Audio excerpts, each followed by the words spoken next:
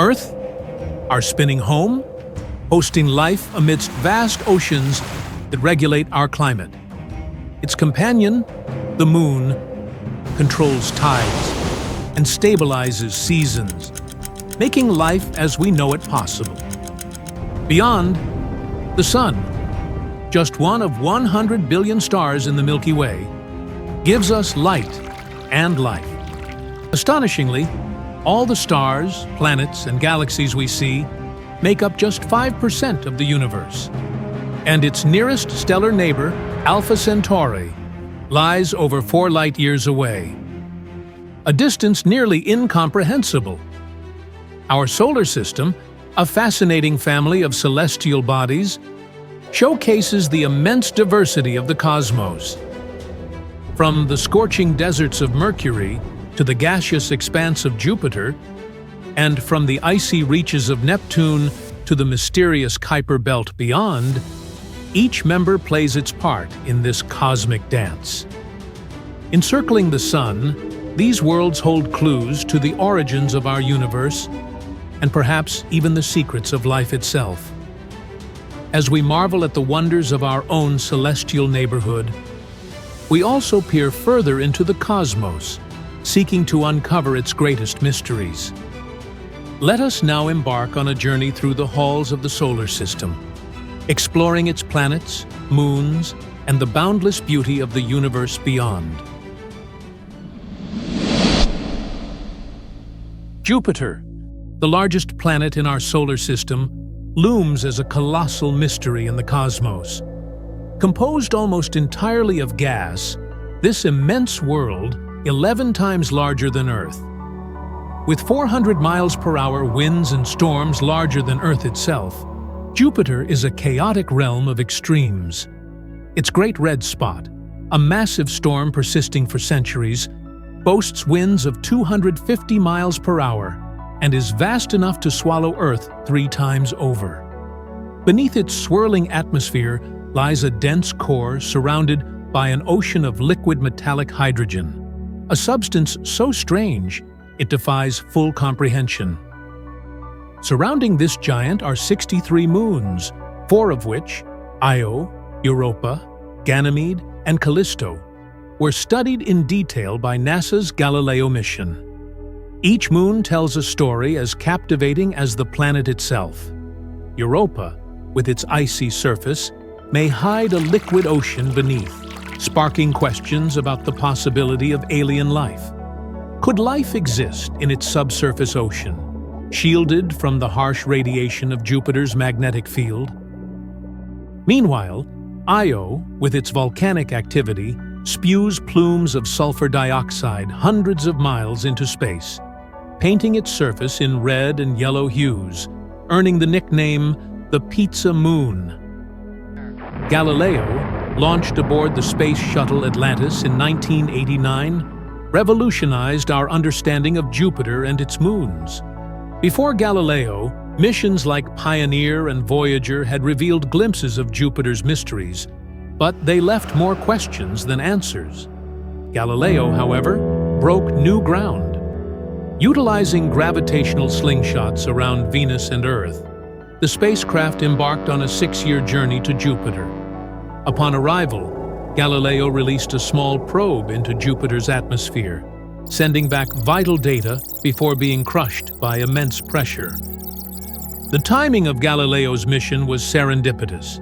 It coincided with the dramatic impact of comet Shoemaker-Levy 9, whose fragments collided with Jupiter in 1994. The collision, a cosmic spectacle, unleashed energy equivalent to 300 million atomic bombs and created fireballs over 2,000 miles high. The event left Earth-sized scars on Jupiter and revealed an unexpected abundance of water in its atmosphere. This finding challenged prevailing theories about Jupiter's formation, suggesting it did not share the Sun's exact composition as once believed. Beyond the planet itself, the moons of Jupiter captivated scientists and storytellers alike. Europa's potential ocean beneath its icy crust remains one of the most promising locations in the search for extraterrestrial life. Ganymede, the largest moon in the solar system, boasts a magnetic field and a surface scarred by frozen slush and craters. Callisto, heavily cratered, appears frozen in time, a relic of the early solar system. Io, closest to Jupiter, is a volcanic wonderland. Its eruptions, fueled by tidal forces from Jupiter's gravity, are so intense they reshape the moon's surface. These dynamic phenomena make the Jovian system a laboratory for understanding planetary and moon evolution. Today, missions like Juno and the upcoming Europa Clipper aim to unlock even more of Jupiter's mysteries. Juno orbits Jupiter, studying its magnetic field, atmosphere, and gravitational pull. Meanwhile, Europa Clipper will investigate Europa's ice-covered ocean, seeking signs of life. These missions promise to expand on Galileo's legacy, bringing us closer to answering fundamental questions. How did Jupiter form? What powers its relentless storms? Could life exist in its moon systems? Jupiter's story is not just one of storms and gas giants, it's a tale of discovery, innovation, and the unending quest to understand our place in the universe. By exploring this enigmatic giant, we delve into the very origins of our solar system, uncovering truths about creation, chaos, and the boundless wonders of space. Jupiter, the largest planet in the solar system, remains a cosmic enigma. With its swirling storms, intense winds, and mysterious origins, the giant gas planet continues to defy our understanding of planetary formation and evolution. As humanity's curiosity about Jupiter grew, space missions like Galileo and Juno were designed to uncover the secrets of this extraordinary world. Despite groundbreaking discoveries, each answer seems to bring more questions, leaving us in awe of the complexity of this distant giant.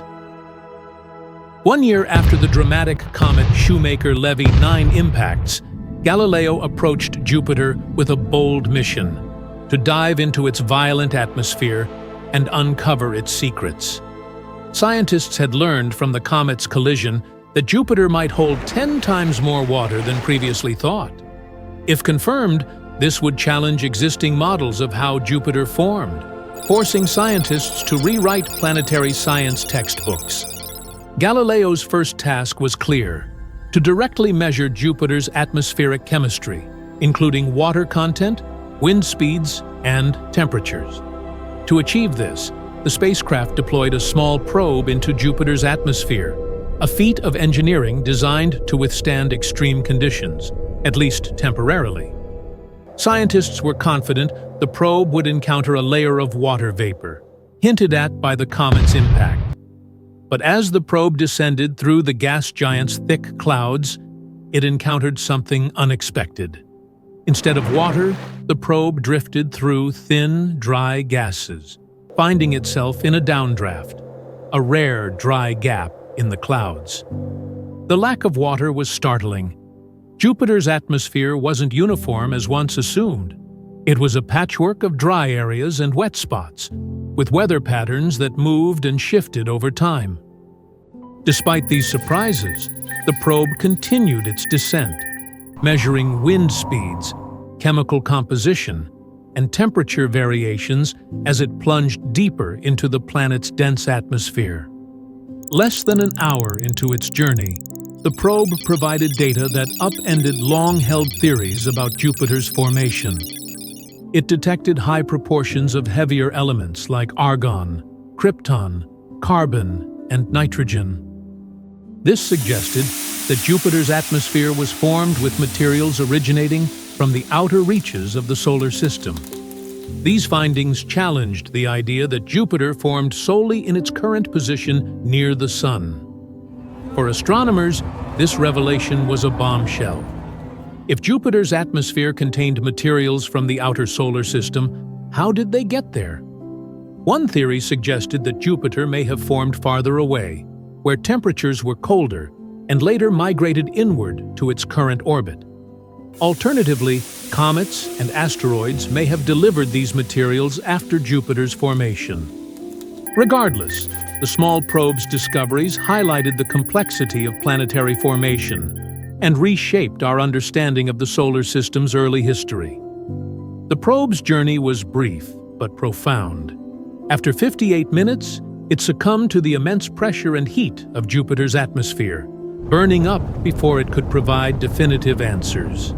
Though short-lived, its data set the stage for a new generation of missions to investigate Jupiter and its mysteries.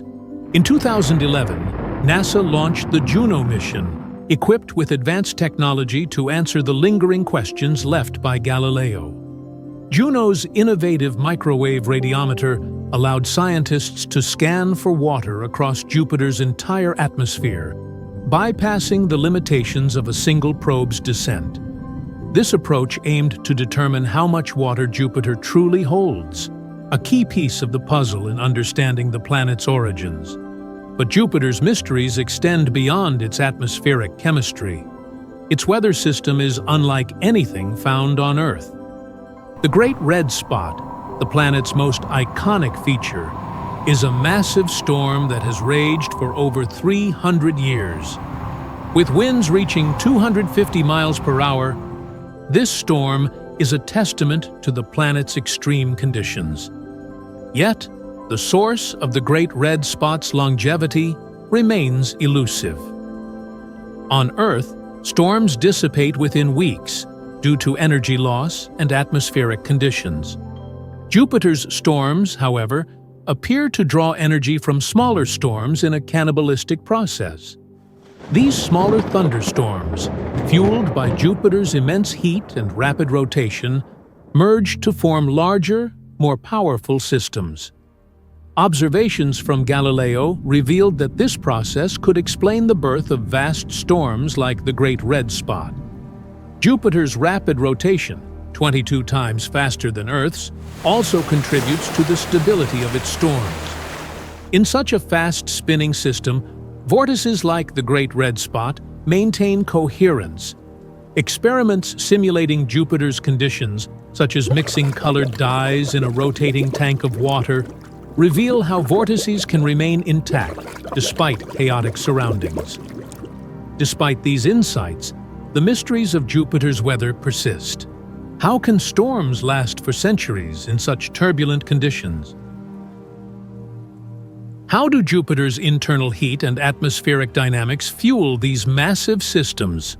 Juno's observations, combined with earlier data from Galileo, aim to provide answers to these questions, bringing us closer to understanding the mechanics of this gas giant.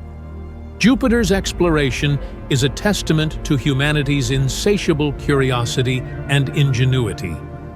Each mission to the Jovian system deepens our appreciation for the complexity of the cosmos, reminding us that even the most familiar objects in our solar system can hold surprises.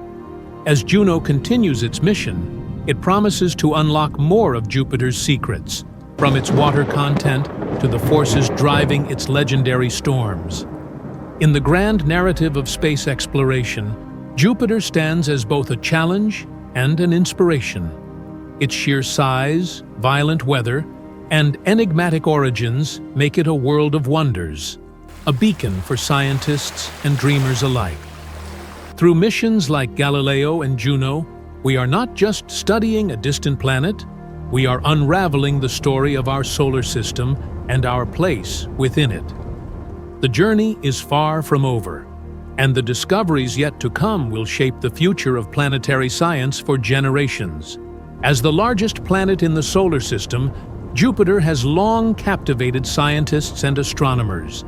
Its immense size, turbulent atmosphere, and unique magnetic field offer a window into the forces shaping our solar system. With every mission to this giant, from Galileo to Juno, we uncover new layers of its mysteries.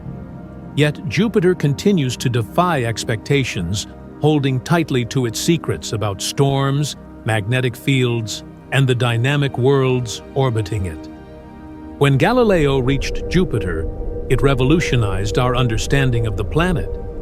The spacecraft's discoveries painted a picture of a world far more complex than scientists had ever imagined.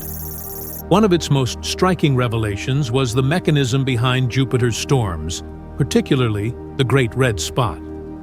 Through advanced imaging and atmospheric measurements, Galileo demonstrated that Jupiter's storms are powered by rapid rotation and a peculiar process of energy transfer. In fluid systems like Jupiter's atmosphere, rotation creates coherence. Instead of chaotic turbulence destroying patterns, the rotation organizes energy into long-lived vortices. This phenomenon explains why Jupiter's Great Red Spot, a storm 3 times larger than Earth, has persisted for over 300 years. Smaller storms, driven by convection and rapid vertical motion, merge and feed energy into larger systems.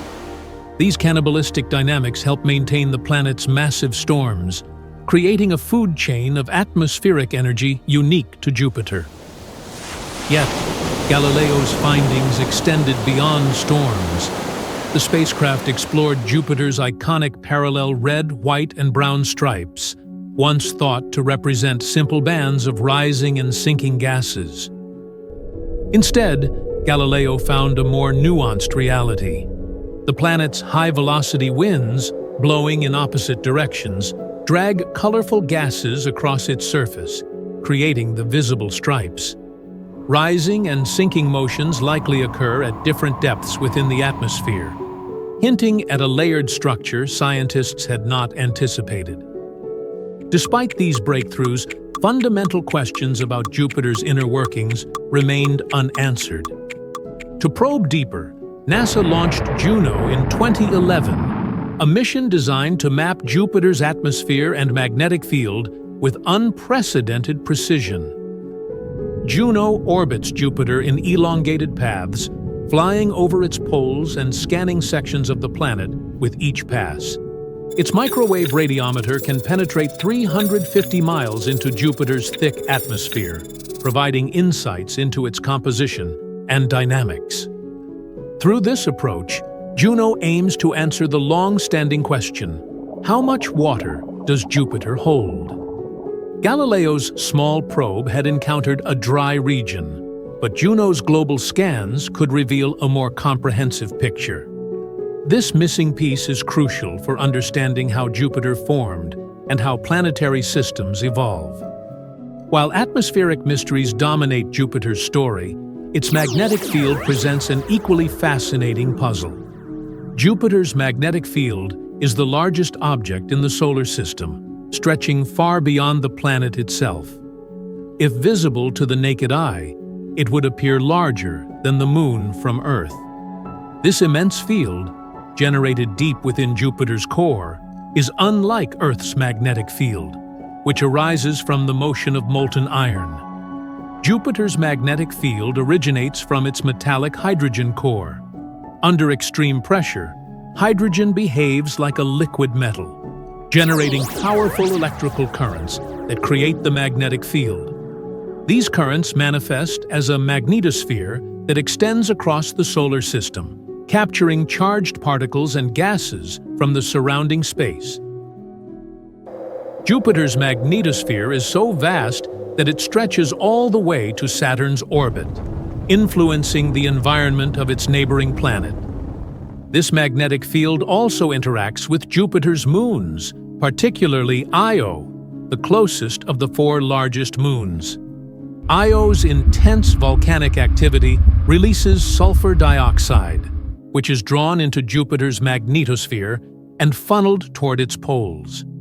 The interaction creates breathtaking auroras, northern and southern lights far more powerful than those seen on Earth.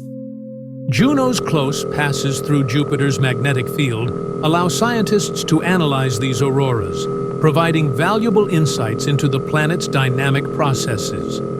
As remarkable as Jupiter itself is, its moons are equally compelling.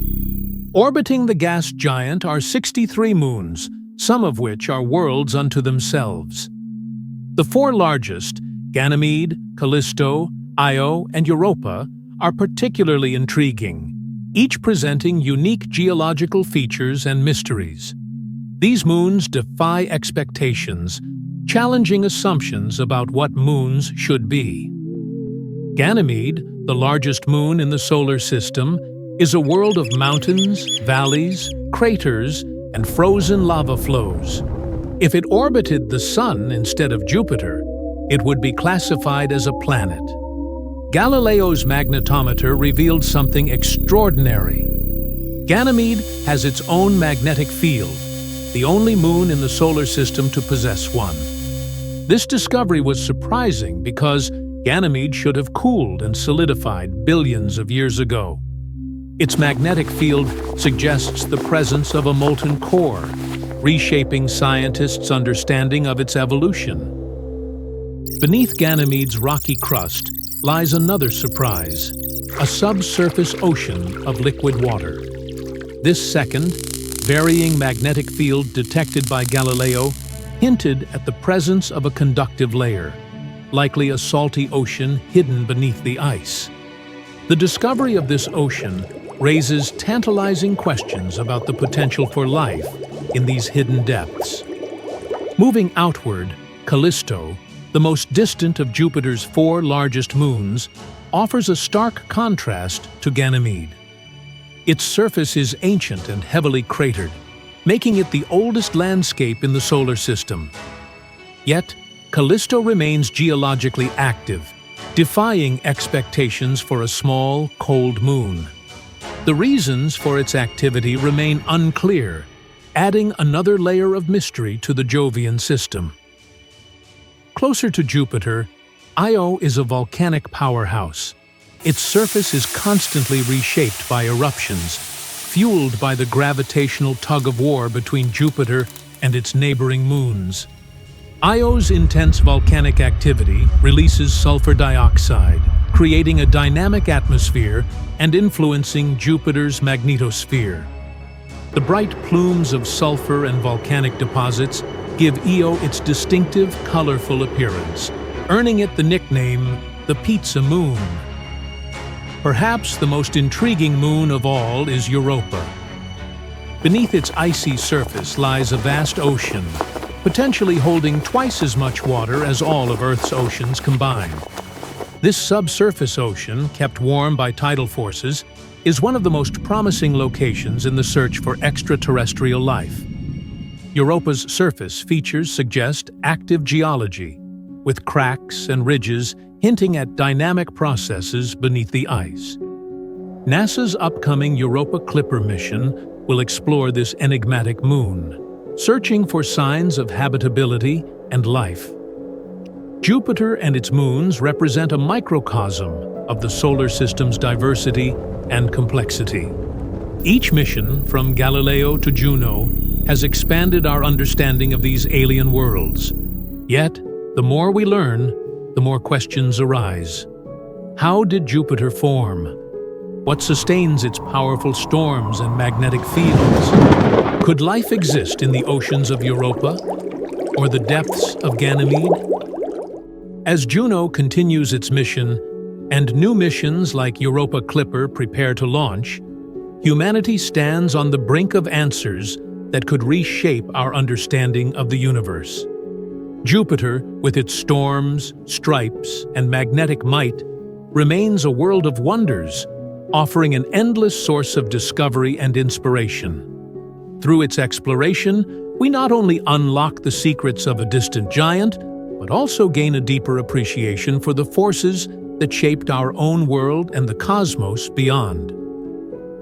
Jupiter's moons are as enigmatic as the giant planet itself, each offering a distinct narrative of geological wonder and scientific intrigue. The Galileo mission transformed our understanding of these moons, revealing them as dynamic worlds, each shaped by forces both familiar and alien. Among the most remarkable are Callisto, Io, and Europa, moons that challenge conventional ideas about the solar system and may hold answers to the profound question of whether life exists beyond Earth. Callisto, the outermost of Jupiter's 4 largest moons, appears at first glance to be a cold and lifeless rock. Its surface, scarred by countless ancient meteorite impacts, is the oldest and most heavily cratered in the solar system. Yet beneath this rugged exterior lie mysteries that defy explanation. Scientists are perplexed by craters with bright rims, where dark surface material has slipped away to expose lighter material below. This phenomenon, unseen on Earth, raises fundamental questions about the Moon's composition and geological processes. Despite its icy surface temperatures plunging to -279 degrees Fahrenheit, Galileo's data suggests Callisto is not entirely frozen. The mission detected a weak magnetic field, hinting at the presence of a subsurface ocean. However, other instruments revealed a complex internal structure, a mixture of rock, metal, and ice extending deep into the core. This discovery challenges standard theories of planetary and lunar formation, which propose that heat from accretion should have separated rock and ice early in Callisto's history. This anomaly has left scientists puzzled. How could such a large moon have avoided the intense heat that shaped its siblings? Why does Callisto appear so geologically inactive on the surface, yet show signs of complexity below? These questions remain unanswered, adding to the allure of this enigmatic moon. In stark contrast to Callisto's cold stillness, Io is a world of relentless activity. The closest of Jupiter's major moons, Io is the most volcanically active body in the solar system, with over 400 volcanoes spewing sulfur and molten rock. Its surface, constantly reshaped by eruptions, features towering plumes that reach hundreds of miles into space, and lava flows so vast they could cover entire countries on Earth. Io's dynamic landscape is so volatile that images captured by Galileo differed significantly from those taken during Voyager's flyby 2 decades earlier. The cause of Io's volcanic activity lies in its proximity to Jupiter and the gravitational interplay with its neighboring moons, Europa and Ganymede. As Io orbits the giant planet, it is caught in a tug-of-war between Jupiter's immense gravitational pull and the smaller but significant forces exerted by its sibling moons. This constant squeezing and stretching generates intense friction within Io, creating heat that powers its volcanoes. This gravitational dance raises tides on Io's solid surface, lifting it by more than 300 feet, a staggering phenomenon compared to Earth's oceanic tides. The resulting heat melts rock beneath Io's crust, fueling its dramatic eruptions. This extreme environment has earned Io the nickname the Pizza Moon, due to its vibrant red, yellow, and orange hues, shaped by sulfur deposits from its volcanic plumes. Despite its fiery activity, Io presents another mystery: the rapid resurfacing of its landscape. Craters that form from impacts are erased over time by the constant deposition of fine sulfur particles from volcanic plumes. This cycle of destruction and renewal is unparalleled in the solar system, making Io a unique laboratory for studying geological processes. Europa, the next moon in Galileo's path, is perhaps the most tantalizing of all. Its smooth, ice-covered surface, marked by strange ridges and cracks, hints at an extraordinary secret beneath, a global ocean of liquid water. Europa's surface, with fewer impact craters than expected, suggests that water or ice from below frequently wells up to erase these features. This ongoing geological activity positions Europa as one of the prime candidates in the search for extraterrestrial life. Galileo's mission revealed Europa as an ice world unlike any other. The spacecraft detected magnetic field shifts as Europa orbited Jupiter, indicating the presence of a conductive layer beneath the ice. Scientists interpreted this as a vast ocean, estimated to cover the entire moon to a depth of 100 miles, making it the largest body of liquid water in the solar system. But how does this ocean remain liquid in Europa's frigid environment, where surface temperatures can plunge to -200 degrees Fahrenheit? The answer lies in the same gravitational forces that heat Io. Jupiter's gravity stretches and compresses Europa, generating heat through tidal flexing. This heat prevents the ocean from freezing solid, creating a dynamic environment beneath the ice. Europa's surface features add to the intrigue. Galileo's images revealed long, parallel ridges crisscrossing the moon's surface, often paired with depressions in between. These ridges, some stretching for thousands of kilometers, puzzled scientists until laboratory experiments provided a clue. As Europa's ice is flexed by Jupiter's gravity, it fractures and slides, creating frictional heat. This heat causes warmer ice to rise, forming ridges and leaving behind a geological signature of Europa's internal activity. These ridges, along with chaotic regions where blocks of ice appear to have shifted and refrozen, suggest a dynamic interplay between the surface and the subsurface ocean. Could this environment, rich in water and energy, support life?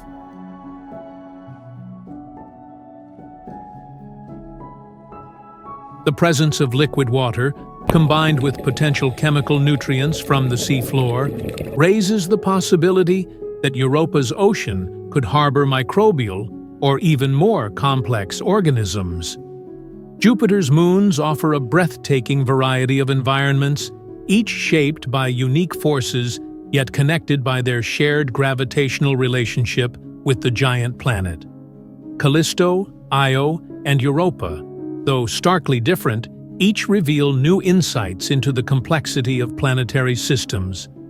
Callisto challenges our understanding of internal heating and differentiation.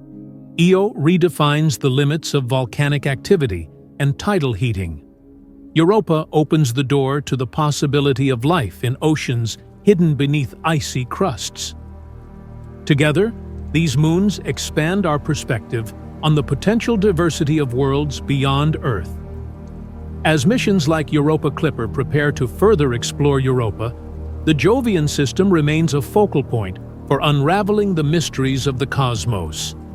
From the fiery landscapes of Io to the frozen oceans of Europa, Jupiter's moons are not just companions to the largest planet in the solar system, they are worlds of wonder, each contributing to the narrative of our universe. Through the lens of Galileo and the promise of future missions, we stand on the edge of discoveries that could reshape our understanding of life, planetary evolution, and the forces that govern the cosmos. In studying Jupiter's moons, we are not only exploring distant worlds, but also gaining insight into the possibilities that lie within our own galaxy and beyond. Europa, the moon that could harbor life. Among Jupiter's 4 largest moons, Europa is perhaps the most intriguing. Beneath its icy shell lies a global ocean that may contain twice as much water as all of Earth's oceans combined. Galileo's mission revealed Europa as a dynamic and mysterious world, one that has captivated scientists and fueled dreams of discovering extraterrestrial life. Europa's surface tells a story of activity and renewal. Unlike other moons, its icy exterior is surprisingly smooth, with few impact craters. This indicates that something, perhaps water or ice from below, is continually reshaping its surface. Galileo's observations revealed evidence of heat beneath Europa's ice, heat that could be driving geological processes similar to those on Earth. Brown-red stains stretch across Europa's icy plains, marking places where the surface has cracked open, allowing salty material from the interior to well up. These materials, likely rich in minerals and chemicals, create a striking visual contrast against the moon's white, icy crust. Scientists have also identified pits, spots, and domes on Europa's surface. These features might be caused by blobs of warm ice rising through the shell, akin to the slow, mesmerizing movements of a lava lamp. Europa's interior heat may even drive hydrothermal vents in its subsurface ocean. On Earth, hydrothermal vents teem with life, serving as oases for organisms that thrive without sunlight. If similar vents exist on Europa, they could provide the conditions necessary for life. Galileo's data further suggested that carbon dioxide, a key ingredient for life, might be frozen on Europa's surface, possibly brought up from the ocean below. This tantalizing combination of water, heat, and essential chemicals has led many scientists to speculate that Europa could host life. Where there's water, there's a very good chance that there's life. The presence of these vital ingredients makes Europa a prime target for future exploration and the search for extraterrestrial organisms. The quest for life. The possibility of life on Europa has sparked a wave of scientific interest and ambitious plans. Near the end of the decade, NASA hopes to launch the Europa Clipper mission, a groundbreaking effort to explore the Moon in greater detail. The spacecraft will orbit Europa, surveying its surface and structure, and searching for places where we might one day break through the ice to reach the ocean below. The Europa Clipper's primary tool will be radar, designed to penetrate the icy crust and map its thickness. This radar will create a 3D view of Europa's surface, revealing how deep the ocean lies and whether it spans the entire Moon. Understanding the structure of Europa's ice is crucial for planning future missions that aim to explore its ocean. Once scientists know the thickness of the ice, the next step will be designing a mission capable of breaking through it. This will likely involve a robotic lander equipped with a nuclear-powered system to melt its way down to the subsurface ocean. Such a mission would take weeks or months to bore through Europa's thick ice shell. Testing the waters. Endurance in Antarctica. To prepare for this monumental task, scientists are already testing prototype technologies here on Earth. Endurance, a robotic submarine, is currently being trialed in Antarctica. Designed to operate autonomously under ice, Endurance is the first of a new breed of underwater probes that can navigate extreme environments without direct human control. In Antarctica, Endurance explores a hidden lake beneath 15 feet of ice, testing its ability to adapt to challenging conditions. For missions to Europa, such probes will need to be even more advanced, capable of navigating independently through unknown terrain and identifying signs of life. This autonomy represents a significant leap in space exploration technology. Unlike current spacecraft, which rely on constant communication with Earth, Europa-bound vehicles will need to make decisions on their own. This shift is a whole new ballgame, according to researchers, breaking through the ice. Reaching Europa's ocean is no small feat. The Moon's icy crust is thought to be several miles thick, and melting through it will require vast amounts of energy. Scientists envision a lander equipped with a nuclear-powered heat source, capable of gradually melting its way through the ice. Once it reaches the ocean, the lander would deploy a robotic submarine to explore the hidden waters. The potential discovery of life in Europa's ocean, even if only microbial, would be one of the most profound scientific achievements in history. It would fundamentally change our understanding of life's prevalence in the universe and suggest that where there is water, there is potential for life. A glimpse of what lies beneath. Even the simplest forms of life, bacteria or single-celled organisms, would offer unparalleled insights.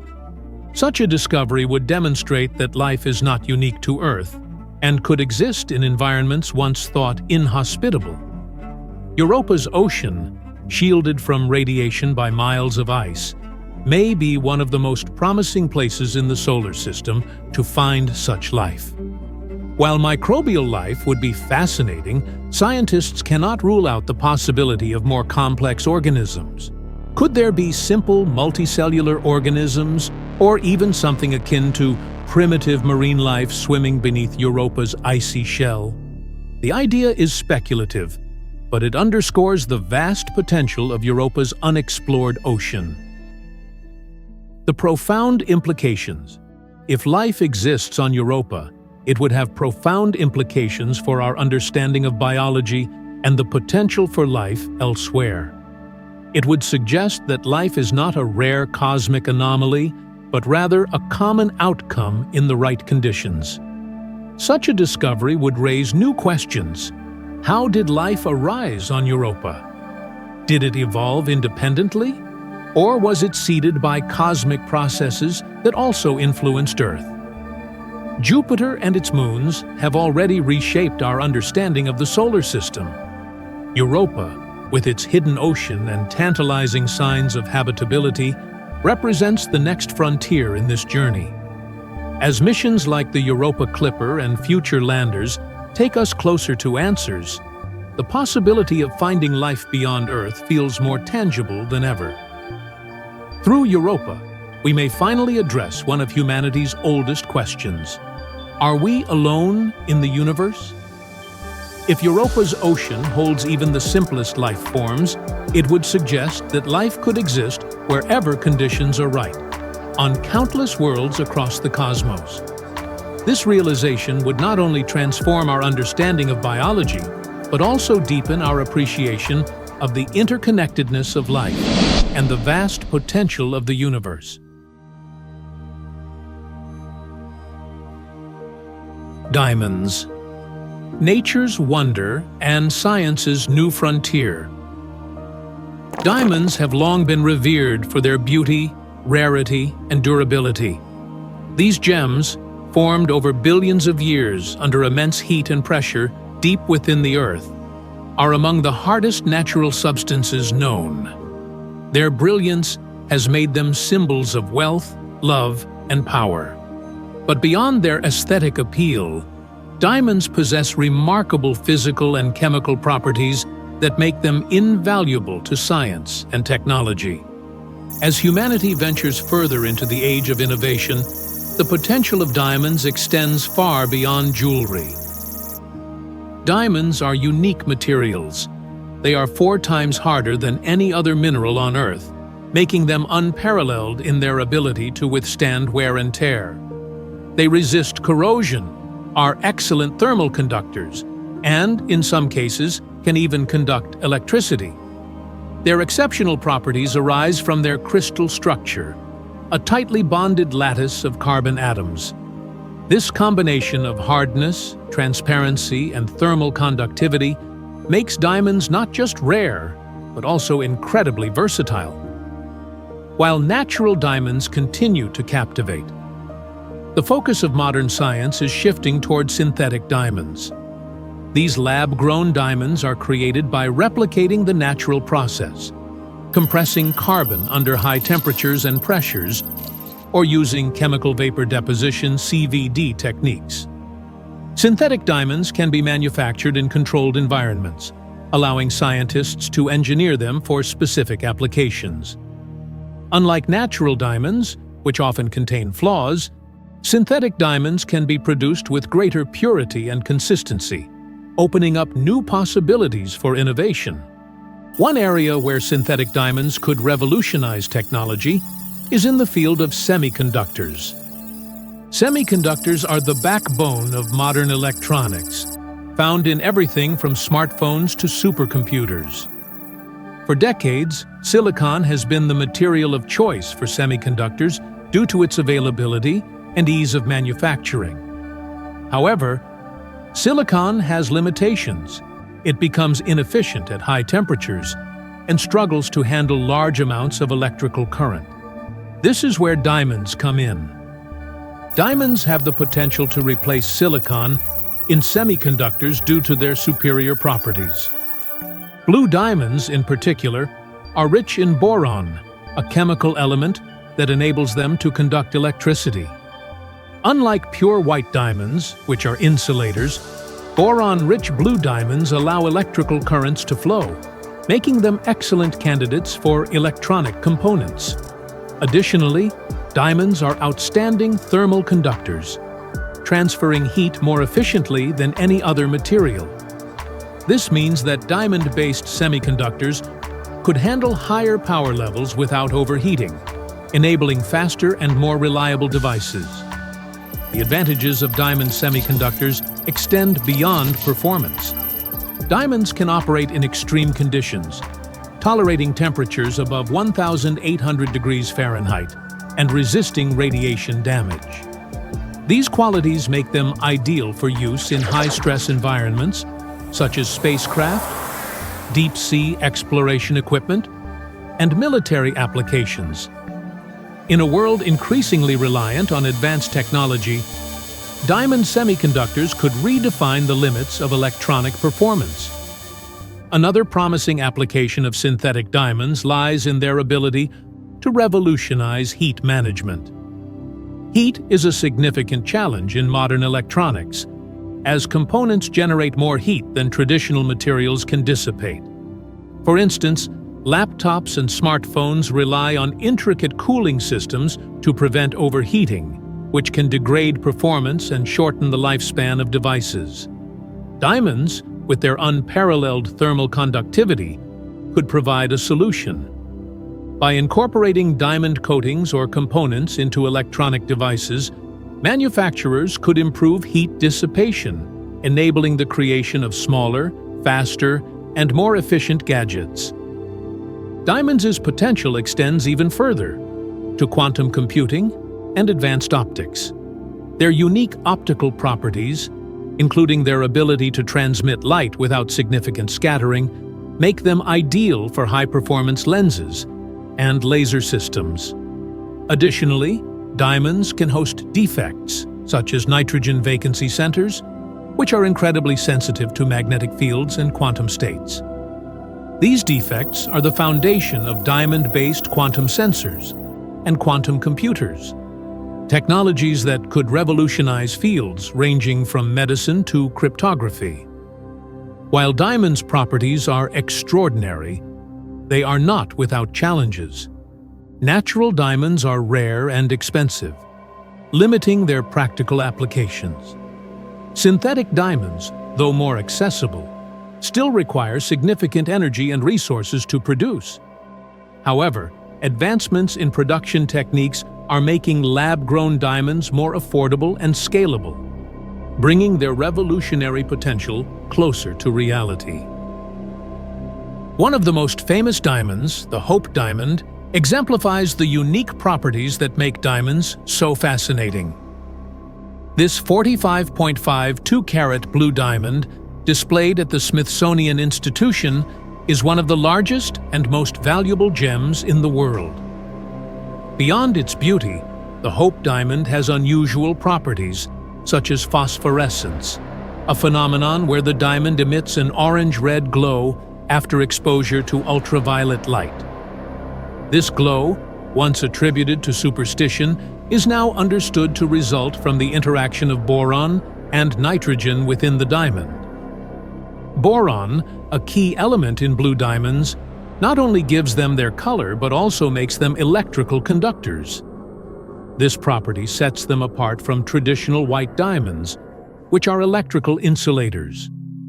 Scientists have studied the Hope Diamond to better understand how its composition influences its behavior, shedding light on how synthetic diamonds can be engineered for specific purposes. As research continues, diamonds are proving to be more than just symbols of luxury. Their ability to conduct electricity, transfer heat, and withstand extreme conditions positions them as a cornerstone of future technologies. In medicine, diamond-coated surgical tools offer unprecedented precision and durability. In renewable energy, diamond-based materials could improve the efficiency of solar panels and batteries. And in space exploration, Diamond components could enable missions to survive the harshest environments. The prospect of a diamond age is no longer a distant dream. Scientists and engineers are working tirelessly to harness the full potential of these remarkable materials. From transforming electronics to unlocking the mysteries of quantum mechanics, diamonds are poised to play a pivotal role in shaping the future. As humanity continues to innovate, diamonds remind us that even the hardest materials can spark boundless creativity. From their humble beginnings deep within the earth to their role in cutting-edge technology, diamonds represent the perfect fusion of nature and science. Their journey is just beginning, and their possibilities are as infinite as the cosmos. From stars to science, the quest to create. Super diamonds. Diamonds have captivated humanity for centuries with their brilliance and rarity. But their journey from the depths of Earth to sparkling treasures is more extraordinary than most realize. These ancient gems are not just symbols of beauty and wealth. They are marvels of nature, forged through processes that begin in the fiery cores of dying stars. Today, scientists are on a mission to harness the power of diamonds, aiming to create synthetic super diamonds that could revolutionize technology and industry. The birth of carbon in stars. The story of diamonds begins not on Earth, but in the heart of a dying red giant star. Carbon, the fundamental building block of diamonds, was not present when the universe was born. The early cosmos consisted only of hydrogen, helium, and trace amounts of lithium. Carbon came later, created through nuclear reactions within the cores of stars.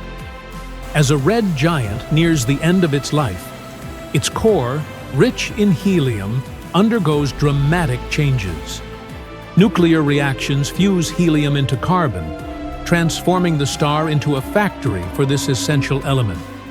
When the star can no longer sustain its reactions, it collapses and explodes in a supernova, scattering billions of tons of carbon into space. This carbon-rich debris eventually forms planets like Earth, where diamonds can take shape. The formation of natural diamonds. On Earth, carbon exists in abundance, but it requires extreme conditions to transform into diamonds. This transformation occurs deep within the planet's mantle, more than 100 miles beneath the surface. Here, temperatures reach 1,500 degrees Celsius, and pressures exceed 50 kilobars, the equivalent of having the weight of 4,000 men pressing down on a single point. Under these conditions, carbon atoms are forced into a lattice-like structure, forming diamonds. The result is one of the hardest and most durable materials known to science. However, the journey of diamonds does not end in the mantle.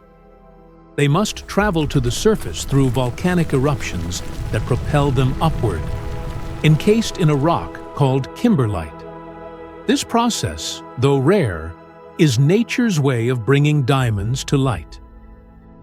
Blue diamonds, a rare phenomenon. Among the rarest of diamonds are blue diamonds, such as the famous Hope Diamond. These gems owe their striking color and unique properties to the presence of boron. Boron atoms, trapped within the diamond lattice, not only give blue diamonds their hue, but also make them semiconductors of electricity, unlike pure white diamonds, which are insulators. Blue diamonds are extraordinarily rare, with fewer than 1 in 100,000 forming under the precise conditions needed to incorporate boron. Their rarity and unique characteristics have made them a focal point of scientific study. The quest for synthetic diamonds. Despite their natural beauty, diamonds are not without limitations. They are expensive, rare, and often contain flaws that limit their industrial applications. To overcome these challenges, scientists have turned to synthetic diamonds, aiming to create materials that match or even surpass the properties of natural diamonds. Synthetic diamonds are produced using two primary methods: high pressure, high temperature, HPHT, synthesis, and chemical vapor deposition, CVD. Both techniques replicate the conditions under which natural diamonds form, but with greater control. This allows scientists to create diamonds of specific sizes, shapes, and purity levels, making them suitable for a wide range of technological applications. Revolutionizing technology with super diamonds. One of the most promising applications of synthetic diamonds is in the field of semiconductors. Semiconductors are essential components of electronic devices, enabling everything from smartphones to supercomputers. For decades, silicon has been the material of choice for semiconductors due to its availability and ease of use. However, silicon has limitations. It struggles to handle high currents and temperatures, which can lead to inefficiencies and overheating. Diamonds, with their exceptional thermal conductivity and electrical properties, offer a superior alternative. Blue diamonds, in particular, are excellent conductors of electricity thanks to their boron content. Additionally, diamonds are unparalleled in their ability to transfer heat, making them ideal for high-performance electronics. Diamond-based semiconductors could revolutionize industries by enabling faster, more efficient devices that can operate under extreme conditions. From space exploration to renewable energy, the potential applications are vast. For example, spacecraft equipped with diamond components could better withstand the harsh environments of deep space, while diamond-enhanced solar panels could improve energy efficiency on Earth. Beyond electronics, the many uses of diamonds.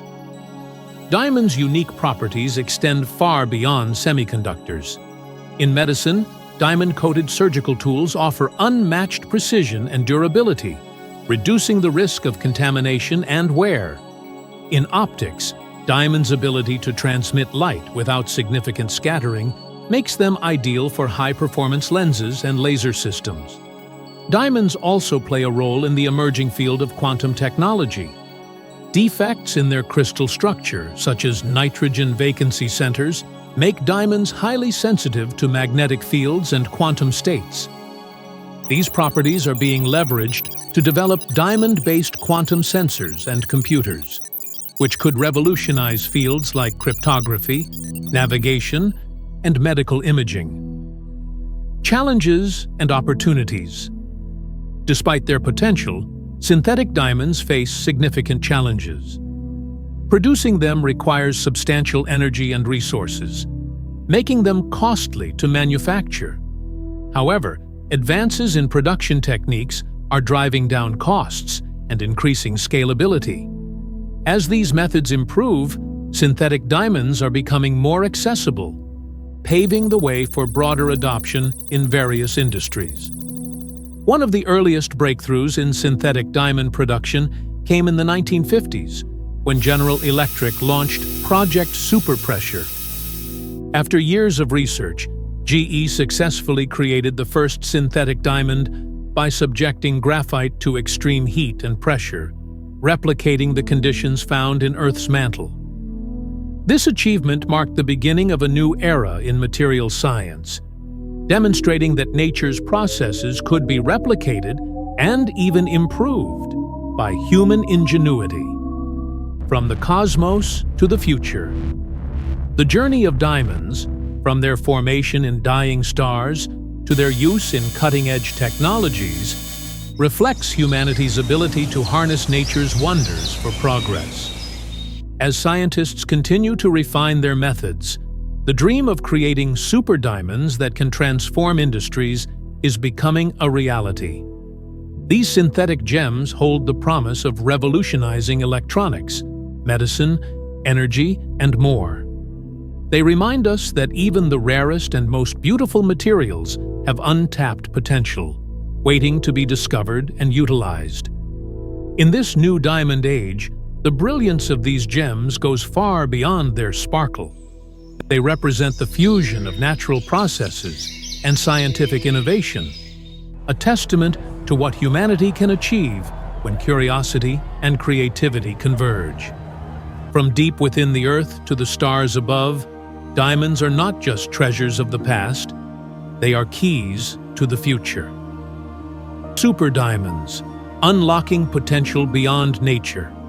Diamonds have long been celebrated for their beauty, rarity, and unparalleled hardness. While natural diamonds remain symbols of luxury and endurance, their practical applications in technology and industry are even more promising.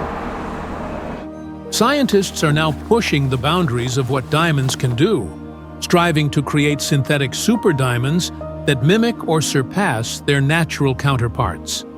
These engineered diamonds could revolutionize industries, from electronics to medical tools and even space exploration. The story of synthetic diamonds began over 50 years ago with General Electric's Project Superpressure, which successfully created the world's first industrial diamond. This breakthrough marked the beginning of a quest to mass-produce diamonds for applications beyond jewelry. Today, companies like Element 6, based in Johannesburg, South Africa, continue this legacy. They synthesize diamonds on an industrial scale, not for adornment, but for heavy-duty use in mining and drilling. At Element 6, highly pure graphite powder is subjected to extreme conditions inside a pressure chamber. Temperatures range from 2,500 to 3,600 degrees Fahrenheit, while the pressure exerted is equivalent to stacking 20 sedan cars on the material. The result is a synthetic diamond that is 50% harder than natural diamonds. This innovation has transformed industries reliant on drilling and cutting. The challenge of large synthetic diamonds. The next frontier in diamond technology is the creation of larger diamonds suitable for high-tech applications such as circuit boards, medical tools, and quantum devices. In Sarasota, Florida, the company Genesis is taking on this challenge. Using a delicate process, they grow diamonds from seeds, microscopic natural or artificial diamonds surrounded by graphite. The graphite and seed are placed in a hydraulic press that emulates the conditions deep within Earth. Under intense heat and pressure, the graphite breaks down into individual carbon atoms. These atoms attach themselves to the diamond seed, layer by layer, acting as a template for the diamond's growth. In just 4 days, Genesis can produce a diamond 3 times larger than the original seed. This rapid growth replicates what nature achieves over billions of years. However, while Genesis has mastered the production of large artificial gems, they still face limitations in shaping diamonds for specific technological purposes. The potential of super diamonds scientists envision a future where diamonds are tailored for various high-tech uses. From circuit boards to scalpel blades, synthetic diamonds could offer unmatched durability, conductivity, and precision. Diamonds' exceptional hardness, thermal conductivity, and chemical stability make them ideal for applications in extreme environments, such as deep-sea exploration and outer space. For instance, diamond-based semiconductors could replace silicon in electronic devices. Diamonds can handle higher power and temperatures than silicon, enabling faster and more efficient devices. In medicine, diamond-coated surgical tools could improve the precision and longevity of equipment used in delicate procedures. Despite these possibilities, creating diamonds in precise shapes and sizes remains a challenge. Scientists continue to refine their methods, striving to unlock the full potential of synthetic diamonds. A cosmic clue from black diamonds. While researchers perfect their techniques on Earth, a surprising clue has come from space in the form of black diamonds, also known as carbonado. Found in South America and Central Africa, These unusual stones resemble burnt charcoal but are, in fact, diamonds. Unlike typical diamonds, carbonado is riddled with tiny holes and voids. George Harlow, a scientist at the American Museum of Natural History, describes carbonado as a conundrum because it lacks the compact, dense structure of diamonds formed deep in Earth's mantle. Instead of being a single crystal, carbonado consists of millions of smaller crystals linked together. Scientists believe carbonado formed under low-pressure conditions, unlike the high-pressure environments required for traditional diamonds. The current theory is that carbonado originated in space during the explosive death of a star. A stellar origin. The story of carbonado begins with a dying red giant star. As the star runs out of fuel, its core collapses, and the resulting supernova explosion hurls carbon-rich material into space. In this vacuum, carbon atoms collide and bond, forming larger diamond structures. During this chaotic process, specks of mineral dust are trapped within the growing diamonds, giving carbonado its black appearance. Over time, these diamonds traveled to Earth, likely carried by meteorites. The future of synthetic diamonds. The development of synthetic diamonds represents the convergence of nature's processes and human ingenuity. From mining and drilling to electronics and medicine, these engineered gems are poised to transform industries. As scientists continue to refine their techniques, the dream of creating super diamonds, large, durable, and tailored for specific uses, edges closer to reality. These diamonds could redefine what is possible in technology, enabling faster, more efficient devices and tools capable of withstanding extreme conditions. Diamonds' unique properties, such as their hardness, thermal conductivity, and chemical stability, make them indispensable in a wide range of applications. Whether improving the efficiency of renewable energy systems or advancing quantum computing, synthetic diamonds hold the key to breakthroughs across disciplines. A journey from the stars to Earth. The story of diamonds, from their cosmic birth in dying stars to their engineered counterparts in laboratories, is a testament to the power of science and innovation. As researchers continue to push the boundaries of what diamonds can do, their potential seems limitless. The next chapter in the diamond story is being written in labs around the world, where scientists are transforming raw carbon into materials that could change the way we live and work. From space to Earth, and now into the future, diamonds remain symbols not only of beauty, but also of possibility. Super diamonds, the future of innovation. The evolution of diamonds has taken humanity from admiration of their natural beauty to a quest to harness their unparalleled properties for technology. While natural diamonds have long symbolized wealth and endurance, the modern era demands more: synthetic super diamonds engineered to outperform their natural counterparts. These innovations hold the potential to transform industries ranging from electronics and medicine to space exploration. The journey toward creating super diamonds began decades ago with the development of industrial diamonds. General Electric's groundbreaking success in the 1950s with Project Superpressure paved the way for synthetic diamonds used in heavy industries like mining and drilling. Today, labs like Element 6 in Johannesburg, South Africa, have refined this process, producing diamonds that are 50% harder than those found in nature. These diamonds are synthesized from graphite powder under extreme heat and pressure, creating a material that has revolutionized how we approach industrial challenges. Diamond-tipped drills, for instance, are now integral to mining and oil exploration. They are capable of withstanding the immense friction and heat generated when drilling through hard materials like granite. By efficiently conducting heat away from the drill tip, diamond-enhanced tools allow deeper and faster drilling, saving time and resources. However, these industrial diamonds are small, limiting their use to specific applications. To unlock the full potential of synthetic diamonds, scientists have turned their focus to creating larger, more versatile materials. The challenge of large diamonds. One of the most exciting developments in this field is the ability to grow large synthetic diamonds. In Sarasota, Florida, the company Genesis is tackling this challenge with a process that replicates the natural formation of diamonds within Earth's mantle.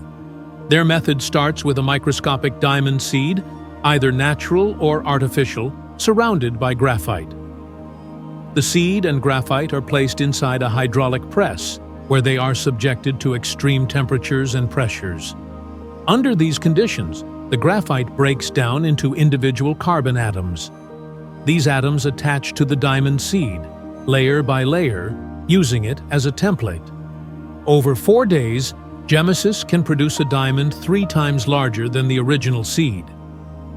This breakthrough has made it possible to consistently create large synthetic diamonds. However, while these diamonds are suitable for jewelry and some industrial uses, they still fall short in meeting the specific needs of high-tech applications. Scientists are now exploring how to shape and structure diamonds in ways that unlock their full potential. Lessons from space. Black diamonds. An unexpected clue in this quest has come from a rare type of diamond called carbonado, or black diamonds. Found in South America and Central Africa, these unusual stones have a porous, multi-crystal structure that sets them apart from traditional diamonds. Unlike single-crystal diamonds, which are compact and can split along cleavage planes, carbonado's multi-crystal makeup makes it tougher and almost impossible to cut. George Harlow, a scientist at the American Museum of Natural History, explains that carbonado is a conundrum. Unlike normal diamonds formed under immense pressure deep within Earth's mantle, carbonado seems to have originated in low-pressure environments. Its porous structure and unique formation point to a cosmic origin.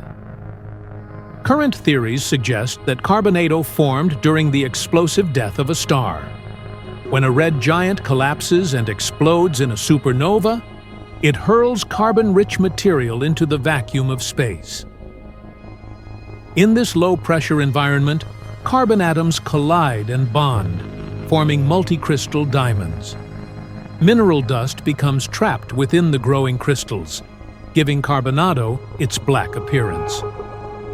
These diamonds are believed to have been transported to Earth by meteorites, adding another layer of mystery to their formation.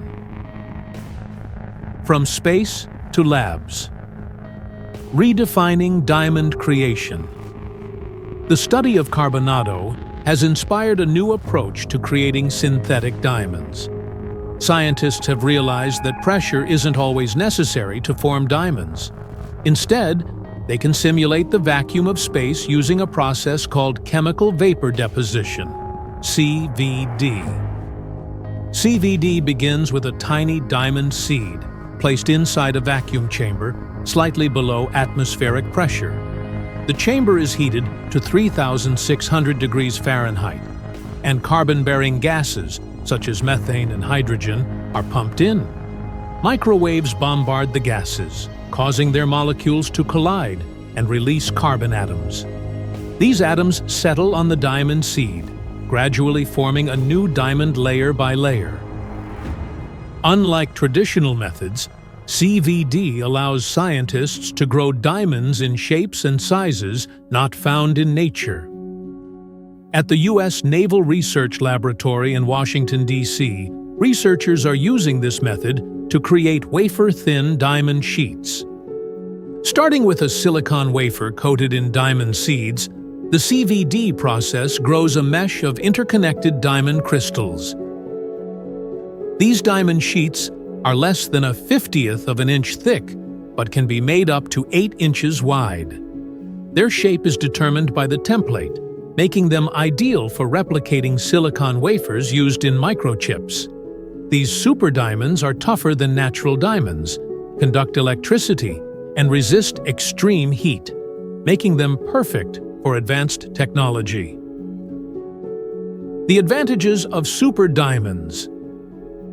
Super diamonds have already demonstrated their superiority in heat management.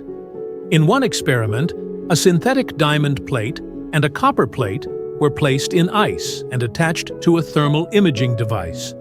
The diamond plate conducted heat up to 5 times faster than the copper plate. This unparalleled thermal conductivity makes diamonds an ideal replacement for traditional materials in electronics. Microchips made from diamond wafers could run at higher speeds and handle more power without overheating. This breakthrough could lead to faster, more efficient devices, from razor-thin laptops to advanced medical imaging tools. Additionally, diamond wafers' ability to resist extreme heat and radiation makes them ideal for use in space exploration and military applications. Their durability ensures that devices can operate reliably in the harshest environments. Expanding the horizons of diamond science electronics are just the beginning of what synthetic diamonds can achieve. At the Carnegie Institution in Washington, researchers are using diamonds to study phenomena such as how compressed gases conduct electricity and how microscopic life survives in extreme conditions. To achieve the high pressures required for these experiments, scientists use a device called a diamond anvil cell. This powerful vise squeezes objects between 2 diamond tips, creating pressures that mimic those found at the center of Earth. However, even the toughest natural diamonds can shatter under extreme conditions. To overcome this limitation, researchers like Russ Hemley have developed ultra-hard super diamonds. Using a modified CVD process, Hemley's team accelerates the growth rate of diamonds and subjects them to high-pressure, high-temperature treatments to further enhance their strength. The result is a new generation of diamonds capable of withstanding the most extreme forces. The new Diamond Age super diamonds are poised to redefine the future of technology. Their unmatched hardness, thermal conductivity, and durability make them essential for next-generation applications. From faster microchips and durable medical tools to devices that can survive the rigors of space, these engineered gems offer limitless possibilities. The transition from natural diamonds to synthetic super diamonds represents a shift from rarity to innovation. Scientists are not only replicating nature's processes, but also surpassing them, creating materials that can shape the future. As humanity enters this new diamond age, one thing is clear. These engineered gems are more than just marvels of science. They are a testament to human ingenuity and a glimpse into the endless potential of technology. From the stars to the lab, the journey of diamonds continues to inspire and revolutionize. Super diamonds, a revolution in material science. Super diamonds are not just marvels of science. They represent a revolution in material innovation. These engineered gems are not only faster and easier to produce than their natural counterparts, but they also possess properties that surpass even the most famous diamonds, like the Hope Diamond. For instance, scientists have created super diamonds that are 15 carats in just 6 days. 1/3 the size of the Hope Diamond, but 50% stronger. Such advancements are redefining the potential of diamonds for technology and industry. Breaking barriers with super strength. These new super diamonds are so tough that they have shattered the very tools used to measure their hardness. When incorporated into diamond anvils, they have allowed scientists to replicate pressures millions of times greater than those found at Earth's surface. These pressures can simulate extreme environments, such as the depths of Earth's mantle, where forces reach nearly 20 million pounds per square inch. This capability has opened new frontiers for scientific exploration, transforming communications and technology. Beyond scientific exploration, superdiamonds are poised to reshape communication technology, particularly in extreme environments like battlefields. Traditional equipment like radios often fails due to constant use and exposure to harsh conditions. Superdiamonds, however, can be fashioned into nanoresonators, tiny sound transmitters that are both durable and efficient. These devices can vibrate up to 100 billion times per second, producing the highest quality sound while remaining virtually indestructible. The implications extend far beyond military applications. Diamond resonators could revolutionize everyday devices like smartphones, offering longer battery life, crystal-clear sound quality, and greater durability. The same properties that make diamonds desirable for jewelry, such as their optical clarity, also make them ideal for advanced technology. Harnessing diamonds' optical power. Diamonds' unique interaction with light is another advantage driving their technological applications. Their dense carbon structure slows light to less than half its normal speed, allowing it to reflect internally and create the radiant sparkle that diamonds are known for. This optical clarity makes diamonds indispensable for high-tech optics, as they are transparent across a broad spectrum of light, from ultraviolet to infrared. NASA is already exploring the use of superdiamonds for spacecraft windows. These super-hard, super-clear materials could withstand the rigors of space travel while offering unparalleled transparency. This is just one example of how superdiamonds are pushing the boundaries of what is possible. A future built on superdiamonds. The versatility of superdiamonds ensures that their applications are nearly limitless. From revolutionizing communications to enabling new scientific discoveries, they are reshaping industries and paving the way for next-generation technologies. Imagine computers that run faster without overheating, phones that last longer, and tools that operate flawlessly in extreme conditions, all made possible by superdiamonds. What was once a symbol of luxury and rarity is now a cornerstone of technological progress. Superdiamonds are not just a testament to human ingenuity, but a glimpse into a future where the extraordinary properties of these gems drive innovation across the globe. As scientists continue to refine their methods and explore new uses, the potential for superdiamonds remains as brilliant as their legendary sparkle.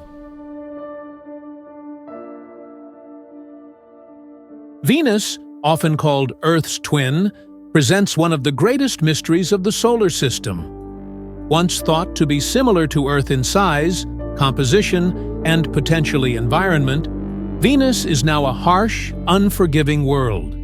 Its clouds are made of corrosive sulfuric acid, and its surface temperature of 900 degrees Fahrenheit is hot enough to melt lead. What turned this planet, once likely similar to Earth, into a searing wasteland? Scientists are on a mission to uncover the answer, as understanding Venus may hold vital lessons about Earth's future. In 2005, the European Space Agency launched Venus Express, a probe tasked with unraveling the planet's secrets. This mission marked a pivotal moment in the study of Venus, aiming to uncover why it evolved so differently from Earth, despite starting with similar conditions. The craft traveled 250 million miles to reach its destination, equipped with state-of-the-art instruments designed to peer through Venus's thick atmosphere and study its surface without landing. For centuries, Venus was an enigma. Shrouded in dense clouds, its surface remained hidden from view. Early scientific assumptions portrayed Venus as a tropical paradise, with temperatures akin to Earth's. Some even imagined lush jungles thriving in a warm, humid atmosphere. By the mid-20th century, however, data revealed a far bleaker reality. Soviet missions in the 1960s and 70s, such as the Venera program, painted a picture of an alien world, a desolate, dusty desert with no water, and an atmosphere composed almost entirely of carbon dioxide. Venus and Earth were likely formed from the same cloud of gas and dust over 4 billion years ago, and they share similar size and density. However, while Earth developed oceans, life, and a habitable climate, Venus became a vision of hell. Its surface is 85% extinct volcanoes and solidified lava flows. Its crushing atmospheric pressure is 90 times that of Earth, enough to flatten a car. Most alarmingly, Venus's runaway greenhouse effect caused temperatures to soar to extraordinary levels, with rocks glowing in the dark due to the intense heat. The key to Venus's transformation lies in its thick atmosphere of carbon dioxide. On Earth, this gas is a natural part of the greenhouse effect, trapping heat and maintaining a climate suitable for life. However, Venus's atmosphere traps heat so effectively that it turned the planet into an inferno.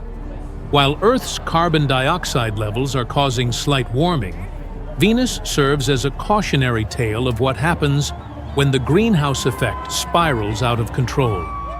When Venus Express approached the planet, the mission faced its first major challenge: achieving orbit. The craft had to reduce its speed by 3,000 miles per hour to be captured by Venus's gravity.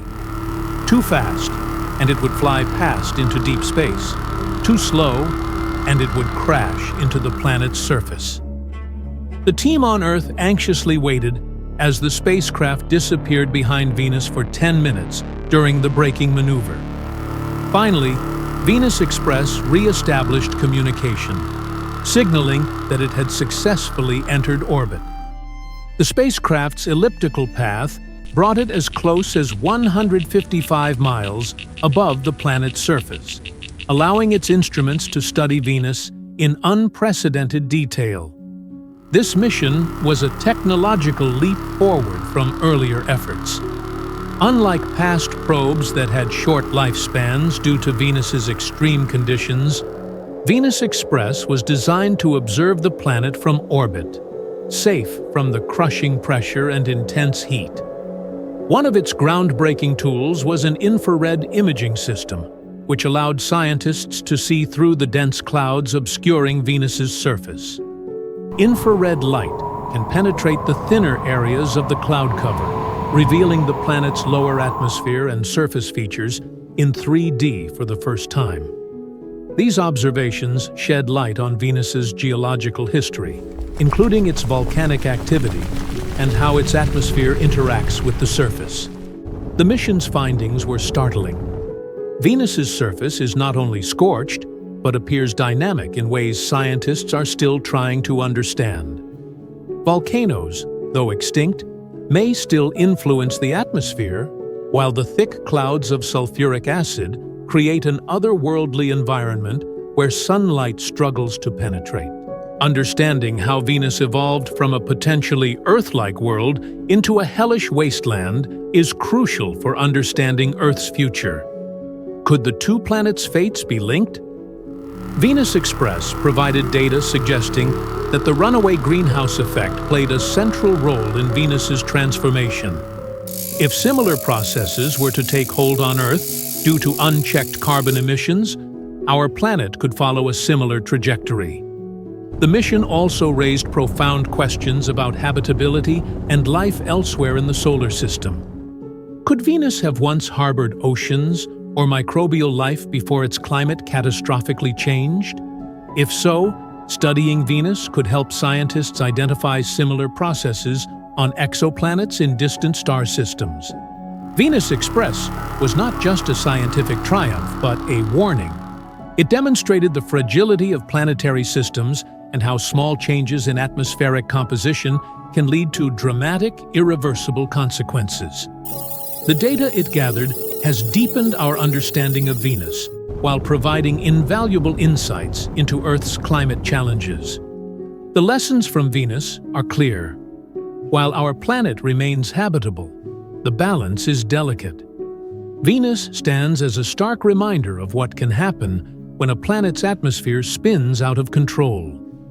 As scientists continue to analyze the findings from Venus Express, they hope to uncover not just the mysteries of our closest planetary neighbor, but also the keys to preserving our own world. This new understanding of Venus is both inspiring and sobering. By studying its transformation, we gain a deeper appreciation for the conditions that sustain life on Earth and the urgent need to protect them. The story of Venus is not just about the past of another planet. It may also be a glimpse into what could lie ahead for our own. Venus, often called Earth's twin, hides beneath its dense clouds a tale of transformation that serves as both a scientific mystery and a warning. While the planet shares many similarities with Earth in size and composition, its evolution took a drastically different path. Today, Venus is a searing wasteland with clouds of sulfuric acid and surface temperatures reaching 900 degrees Fahrenheit, hot enough to melt lead. Understanding how Venus turned from a potentially habitable world into the hottest planet in the solar system could provide critical insights into Earth's future. The European Space Agency's Venus Express mission, launched to uncover the secrets of Venus, utilized advanced infrared imaging technology to look beyond the planet's thick cloud cover. Unlike visible light, which reflects off the uppermost layers of Venus's atmosphere, infrared light penetrates these dense hazes, revealing the lower atmosphere and surface features. From its vantage point 155 miles above the surface, Venus Express mapped the planet with unprecedented detail, offering scientists their best look yet at Venus's geology and atmosphere. Infrared imaging showed striking differences between Venus and Earth. Once considered potential twins, the two planets have diverged dramatically over billions of years. The mission set out to answer why. Despite decades of exploration, Venus continues to surprise scientists, and Venus Express soon made a groundbreaking discovery. While observing the outer atmosphere, Venus Express detected particles escaping into space, mainly hydrogen, helium, and oxygen. These elements are essential components of water, raising questions about Venus's past. Scientists have long debated whether Venus once had oceans. Some theorize that early Venus, like Earth, could have been covered by water, with oceans spanning 90% of the planet's surface. Yet Venus Express revealed that only trace amounts of water vapor remain in the atmosphere. If condensed, this vapor would form a layer of water barely an inch deep. If Venus once had vast oceans, what happened to them? For years, the prevailing theory was that the oceans simply boiled away due to Venus's proximity to the Sun. However, data from Venus Express suggested a more complex explanation. The Sun, while essential for life on Earth, also emits a relentless stream of charged particles known as the solar wind. Traveling at speeds of up to 1.8 million miles per hour, the solar wind can strip away unprotected planetary atmospheres. On Earth, our magnetic field, generated by the movement of molten iron in the planet's core, acts as a protective shield, deflecting the solar wind and safeguarding our atmosphere. Venus, however, lacks such a magnetic field. Its extremely slow rotation, 1 Venusian day equals 243 Earth days, may prevent the generation of this crucial defense. Without a magnetic shield, Venus's atmosphere is fully exposed to the solar wind, allowing particles to escape into space. Scientists now believe that Venus's proximity to the Sun initiated the loss of its water. The planet's intense heat caused its oceans to evaporate, filling the atmosphere with water vapor. Ultraviolet radiation from the Sun then broke the water molecules into hydrogen and oxygen. The lightweight hydrogen escaped into space, while the oxygen likely reacted with surface minerals or was also stripped away by the solar wind. Over billions of years, Venus's oceans vanished entirely. As water disappeared, Venus's atmosphere transformed from one dominated by water vapor to one saturated with carbon dioxide. Ancient volcanoes released massive amounts of CO2, further intensifying the greenhouse effect. On Earth, the greenhouse effect keeps our planet warm and habitable. But on Venus, this process spiraled out of control. In Venus's thick atmosphere, 100 times denser than Earth's, sunlight is trapped before it can reach the surface. Any infrared radiation emitted from the planet's surface is absorbed by the CO2-rich atmosphere and reflected back, creating a feedback loop that traps heat. Over time, this runaway greenhouse effect drove surface temperatures to catastrophic levels, turning Venus into a burning inferno. Venus's story is a stark reminder of the delicate balance required to maintain a habitable planet. While Earth's greenhouse effect is moderate and essential for life, rising levels of carbon dioxide due to human activity are pushing the system in a dangerous direction. The parallels between Venus and Earth offer a glimpse into what could happen if climate change accelerates unchecked. Venus, now the hottest planet in the solar system, even hotter than Mercury, which is closer to the Sun, stands as a cautionary tale. Its extreme conditions highlight the importance of understanding and managing atmospheric changes on Earth.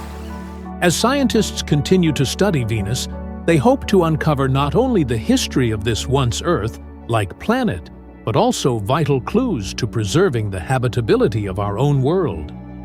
The fate of Venus reminds us that planetary conditions, while resilient, can shift dramatically under the wrong circumstances, leaving behind a landscape of extreme heat and lost potential. The Venus Express mission has provided unprecedented insights into the harsh realities of our neighboring planet. Using advanced infrared imaging, it pierced through Venus's dense clouds to reveal the turbulent dynamics of its atmosphere. What seemed like a calm, cloud-shrouded world turned out to be anything but violent storms sweep across Venus's surface, and its poles are home to monstrous cyclones. These storms dwarf anything seen on Earth, showcasing the extreme power of Venus's atmosphere. Perhaps the most startling discovery was the phenomenon of superrotation, where Venus's winds whip around the planet at astonishing speeds. While the solid surface of Venus rotates slowly, taking 243 Earth days for a full rotation, its atmospheric winds circle the planet in just 4 Earth days. This means the winds move 60 times faster than the planet's rotation. If Earth experienced similar conditions, winds would circle the globe in just 30 minutes, traveling at 50,000 miles per hour. Superrotation on Venus is fueled by the thick cloud layers that trap solar energy. These clouds, which are up to 12 miles thick, retain much of the sun's energy in the upper atmosphere, about 40 miles above the surface. This retained energy powers the winds, driving them to incredible speeds. Unlike Earth's atmosphere, which rotates in sync with the planet, Venus's atmosphere appears to act independently, creating a chaotic and extreme system. Another significant finding of Venus Express was the discovery of massive polar vortices. These hurricane-like systems, particularly a vortex at the South Pole, are vastly larger and more chaotic than Earth's polar vortices. The southern vortex, for example, spans 1,200 miles and is 13 miles deep, with not one, but 2 rotating eyes. These double-eyed vortices dwarf Earth's hurricanes, showcasing the immense scale of Venusian weather systems. Scientists believe these vortices form as airflows from the equator toward the poles, where it descends and creates swirling systems. The Coriolis effect, caused by the planet's rotation, deflects this air, causing it to spin and form vortices. On Earth, polar vortices are relatively stable, But on Venus, they are constantly shifting, making them unpredictable and chaotic. To better understand this phenomenon, scientists recreated Venus's atmospheric dynamics using rotating water tanks. By adding dye to simulate airflows, they observed shifting patterns that mimicked the chaotic edges of Venus's polar vortices. In addition to its super-rotating winds and vortices, Venus also exhibits an eerie atmospheric phenomenon: lightning. In 2006, Venus Express detected low-frequency electromagnetic bursts resembling the signature of lightning. This discovery surprised scientists because lightning on Earth is primarily driven by water. Thunderstorms on Earth form when warm, moist air collides with cold air, creating friction between water droplets and ice crystals. The resulting electrical buildup discharges as lightning. However, Venus's atmosphere contains very little water, leading researchers to hypothesize that its lightning is driven by other mechanisms, possibly linked to the friction of particles within its dense clouds, or interactions between sulfuric acid droplets. These findings highlight how fundamentally different Venus's atmospheric processes are from Earth's. The extreme weather on Venus is compounded by its runaway greenhouse effect. With an atmosphere 100 times thicker than Earth's, Venus traps nearly all incoming sunlight, preventing heat from escaping back into space. This feedback loop of heat absorption and retention has driven surface temperatures to catastrophic levels, turning Venus into a burning inferno. Venus's transformation from a potentially Earth-like world to the hottest planet in the solar system serves as a sobering reminder of the fragility of planetary systems. While Earth's greenhouse effect is moderate and essential for sustaining life, rising levels of carbon dioxide due to human activity could push our planet toward a dangerous tipping point. The parallels between Venus and Earth offer a glimpse into the long-term consequences of atmospheric changes. Scientists believe that Venus's current state may be a preview of Earth's distant future. Over billions of years, as the Sun continues to heat up, Earth's climate could shift dramatically, leading to conditions similar to those on Venus. While this scenario is billions of years away, it underscores the importance of understanding atmospheric processes and mitigating climate change today. Venus's story is not just a tale of scientific discovery, but also a warning. It demonstrates how small differences in planetary conditions, such as proximity to the Sun or the absence of a magnetic field, can lead to vastly different outcomes. As we study Venus, we gain not only a deeper understanding of our neighboring planet, but also invaluable insights into protecting our own. The extreme weather, super-rotating winds, and catastrophic greenhouse effect of Venus remind us of the delicate balance required to sustain life on Earth. This cataclysmic resurfacing released vast amounts of sulfur dioxide and carbon dioxide into the atmosphere, replenishing gases that had been stripped away by the solar wind. However, not all of Venus was resurfaced. Older rocks found in the highlands offer glimpses into the planet's distant past. These rocks, unlike the basaltic lava covering most of the surface, appear to have formed in the presence of water. Evidence suggests that billions of years ago, Venus had oceans, raising profound questions about its history and the possibility of life. On Earth, life began in the oceans, aided by lightning and other factors that created complex organic molecules. Venus, with its ancient oceans and lightning, may have had the same potential for life. The presence of water and an energy source like lightning are critical ingredients for kickstarting evolution. While Venus's current surface is too extreme to support life, its upper atmosphere, where conditions are less hostile, could still harbor microbial organisms. The first clues about Venus's potential for life come from Venus Express observations of the planet's upper atmosphere. By switching to ultraviolet imaging, the spacecraft detected dark markings in the cloud layer where more UV light was being absorbed than expected.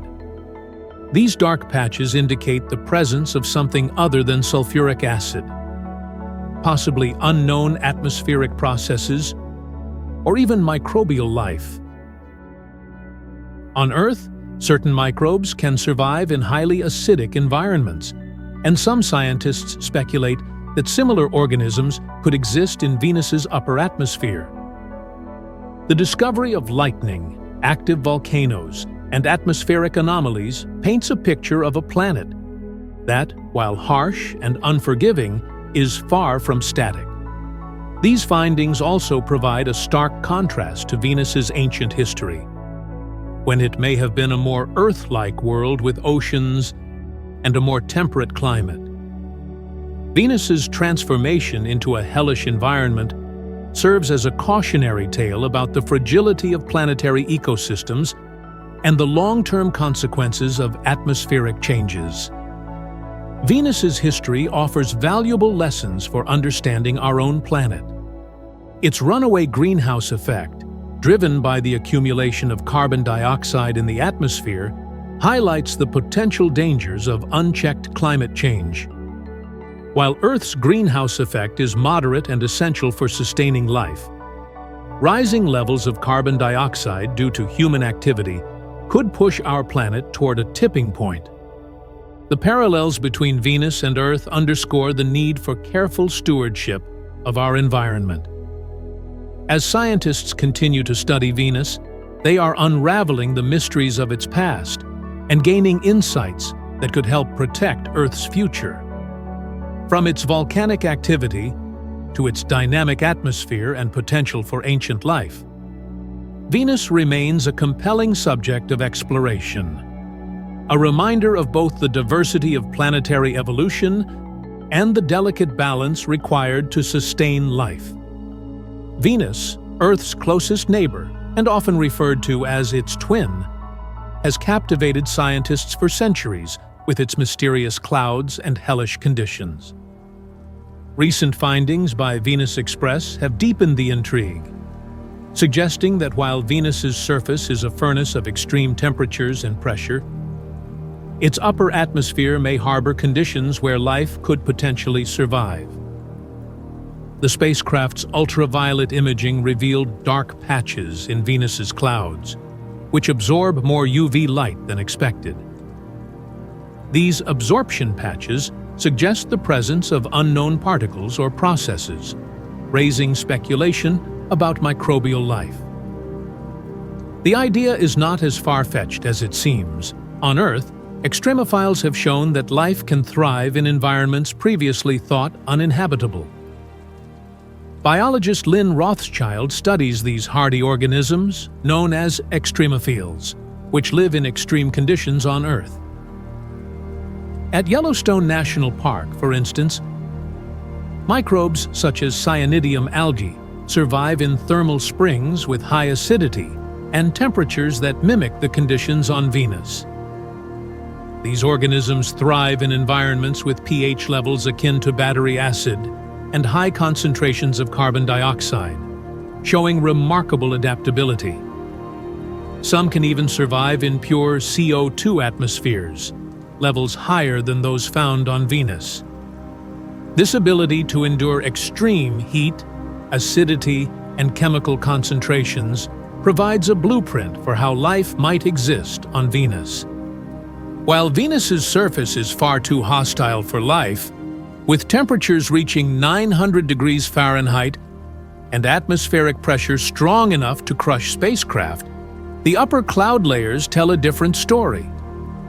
Around 30 miles above the surface, temperatures drop to a more tolerable 176 degrees Fahrenheit, and water vapor, though scarce, is present. These clouds, composed largely of sulfuric acid, could provide a sanctuary for life. If Venus once had oceans, as evidence suggests, microbial life could have originated there and adapted to survive in the acidic clouds when the planet's surface became uninhabitable. The question of how life could persist in such an environment without liquid water is partially answered by Earth organisms like lichens, which can draw moisture from water vapor in the air. Rothschild's experiments show that microbes can survive and even thrive in hot, acidic steam, similar to conditions in Venus's clouds. She has also launched microbes into Earth's upper atmosphere, exposing them to extreme pressures and temperatures. Despite these harsh conditions, some organisms not only survived but reproduced, suggesting the possibility of life in Venus's long-lived cloud layers. The clouds on Venus are dynamic and enduring, providing a potential habitat for microbial colonies. Scientists speculate that these microbes, if they exist, could use UV light as an energy source, much like photosynthesis on Earth. This theory aligns with the observation of UV absorption in the dark patches detected by Venus Express. These enigmatic patches could represent microbial life clustering in the clouds, surviving by reproducing before eventually falling out of the atmosphere. Venus's history makes this possibility even more compelling. Data from Venus Express confirmed that the planet was once Earth-like, with a temperate climate and oceans covering much of its surface. However, its proximity to the Sun led to a runaway greenhouse effect, causing the oceans to evaporate and the planet to transform into the scorched wasteland it is today. This drastic change underscores the fragility of planetary ecosystems and serves as a cautionary tale for Earth. Despite Venus's current hostility, its cloud layers may still hold secrets about life's resilience. The discovery of dark UV-absorbing patches is a tantalizing clue, suggesting that life, if it existed, may have adapted to survive in the clouds. This possibility fuels excitement for future missions to Venus, which aim to explore these patches in greater detail and potentially uncover evidence of extraterrestrial life. Venus, once a habitable world, now offers a stark contrast to Earth's thriving environment. Yet, even amid its inferno-like conditions, the prospect of life in its clouds reminds us of the resilience and adaptability of life. 3.0 future missions may provide definitive answers, revealing whether Venus, despite its extreme environment, still harbors life hidden in its enigmatic clouds. Stephen Hawking stands as one of the most recognized scientific minds of the modern age, tirelessly pursuing an answer to the most profound question of existence. How did everything in the universe come to be? Hawking believed that uncovering this answer would bring humanity closer to understanding the mind of God. His ambition was to develop a single, cohesive blueprint that could explain the universe's creation, structure, and ultimate fate. Yet, his groundbreaking journey was shadowed by the relentless advance of amyotrophic lateral sclerosis, ALS, a disease that left him paralyzed and battling against time. Hawking's unyielding drive pushed him forward, despite the physical constraints and the ominous prognosis hanging over him. In the 1980s, Hawking rose to global fame with his groundbreaking book, A Brief History of Time. The work captivated readers across the globe by promising a future in which the mysteries of the cosmos would be unlocked. Hawking envisioned a theory so comprehensive that it would explain the origins of the universe and even provide insight into its ultimate destiny. His daughter, Lucy Hawking, and close colleagues have often remarked on his tenacity and determination as the forces that enabled him to outlive every doctor's grim prediction. His sonorous synthetic voice declared his singular goal: a complete understanding of the universe, why it is as it is, and why it exists at all. Born in 1942, Hawking's fascination with the cosmos was apparent from a young age. As a child, he marveled at the stars, pondering their secrets. By the time he reached adolescence, his curiosity had deepened into an insatiable thirst for understanding the origins of the universe. In the early 1960s, however, scientists were divided over whether the universe even had a beginning. A prevailing view held that the universe was eternal and unchanging. But a new, more radical theory, dubbed the Big Bang, suggested that all matter and energy erupted from a single, incomprehensibly dense point. Hawking was drawn to the audacity of this idea, making it his mission to unravel the mechanics of such a moment of creation. Hawking began his academic journey at Cambridge University, eager to make his mark in the field of cosmology. While at Cambridge, his peers began to notice his burgeoning talent. Although few suspected he would go on to transform our understanding of the cosmos.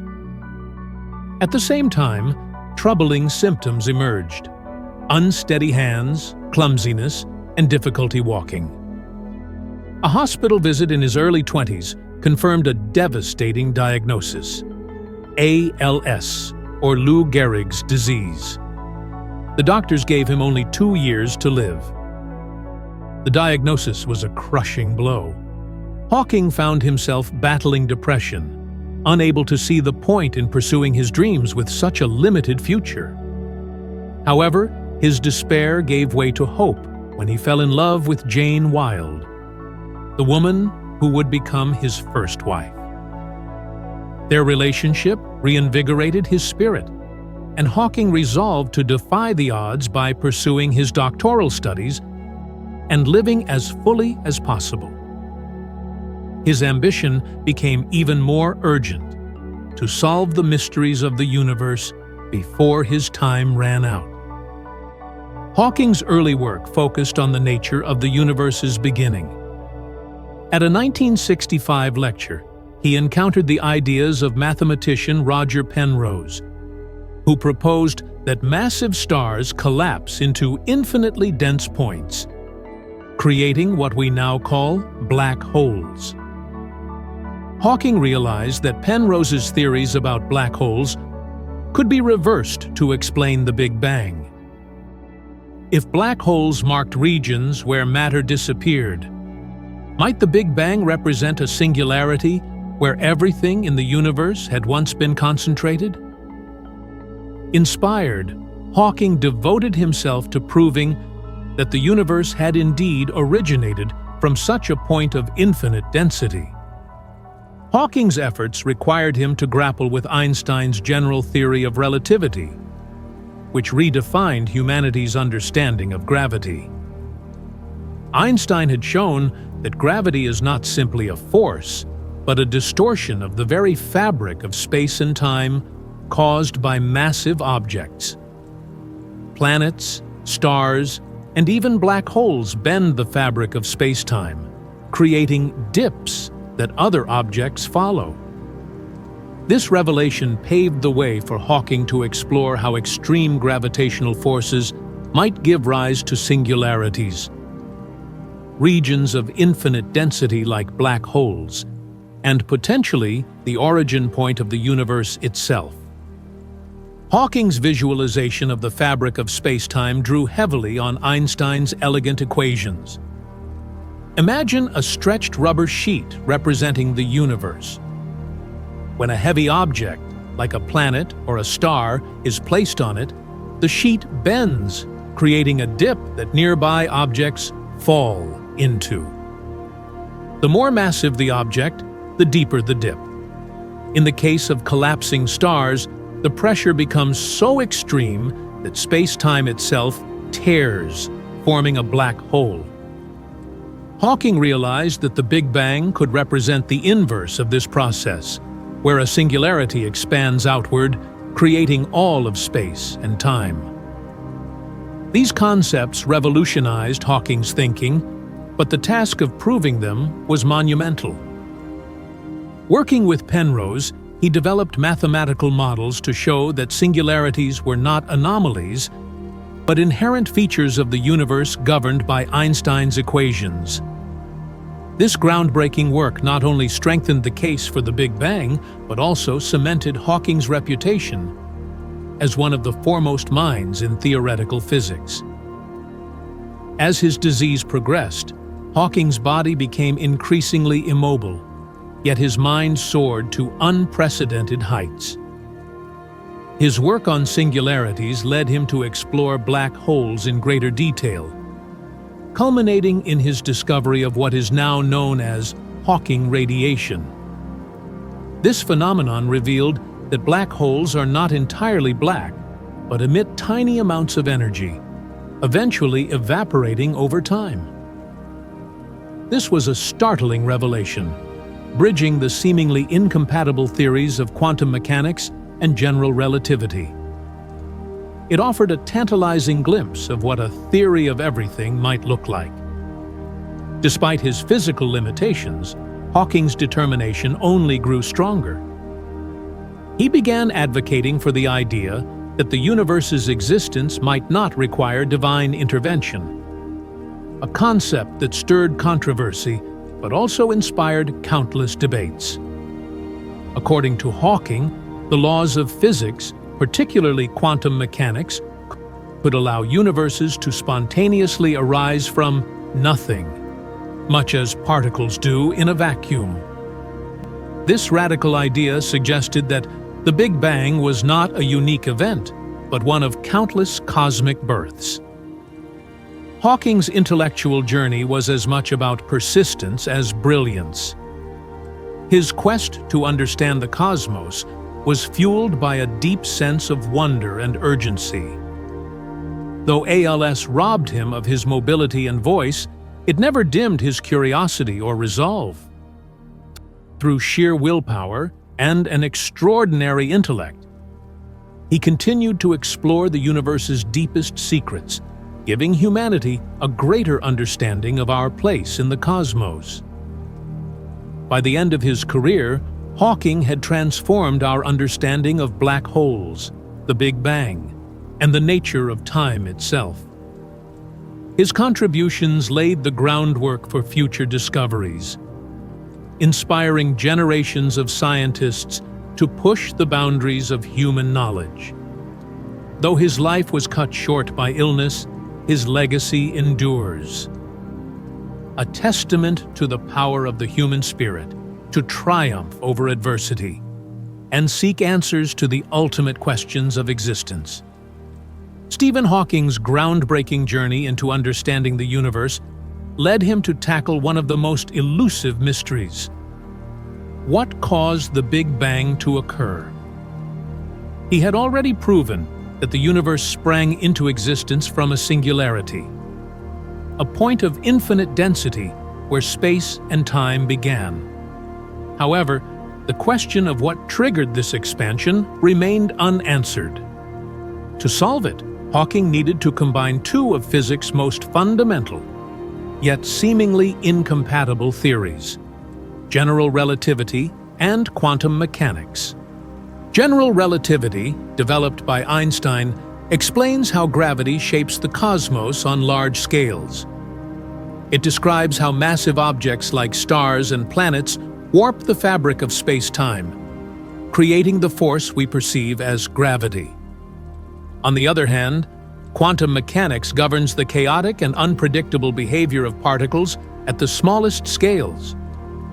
The two theories work well within their respective domains, but break down when applied to conditions like those at the moment of the Big Bang, when the universe was unimaginably small and dense. Hawking realized that uniting these two theories into a theory of everything was essential to understanding the universe's origins. Such a theory would not only explain the Big Bang, but also reveal how the cosmos operates at every scale. However, this task presented a monumental challenge.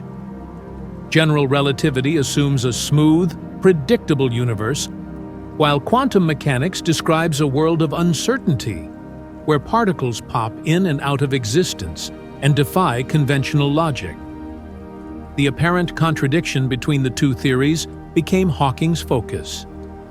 He hypothesized that the chaotic interactions of quantum particles could hold the key to understanding the precise moment of creation. To explore this, he returned to his earlier fascination with black holes, regions of space where gravity is so intense that nothing, not even light, can escape. Relativity predicts that black holes are regions where everything that crosses their event horizon, the boundary of no return, gets sucked in and compressed into a singularity. Yet, quantum mechanics suggested a different story.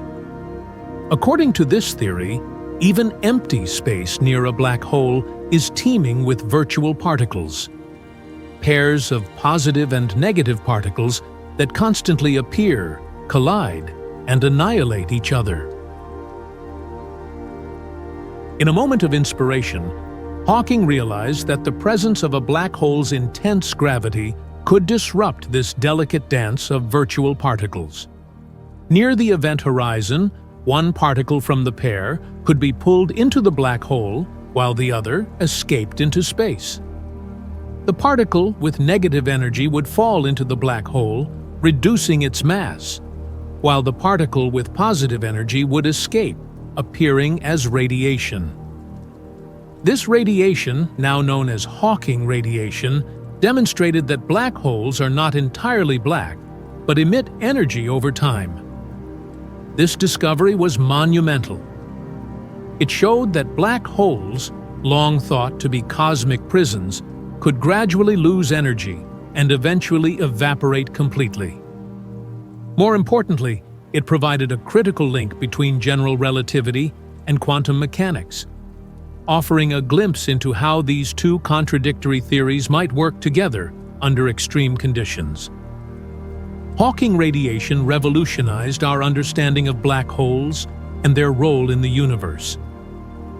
It also brought Hawking closer to his ultimate goal of a theory of everything. By bridging the gap between quantum mechanics and general relativity, his work hinted at a unified framework that could explain both the vastness of galaxies and the minuscule world of particles. Despite his deteriorating physical condition due to ALS, Hawking's intellectual resolve remained unyielding.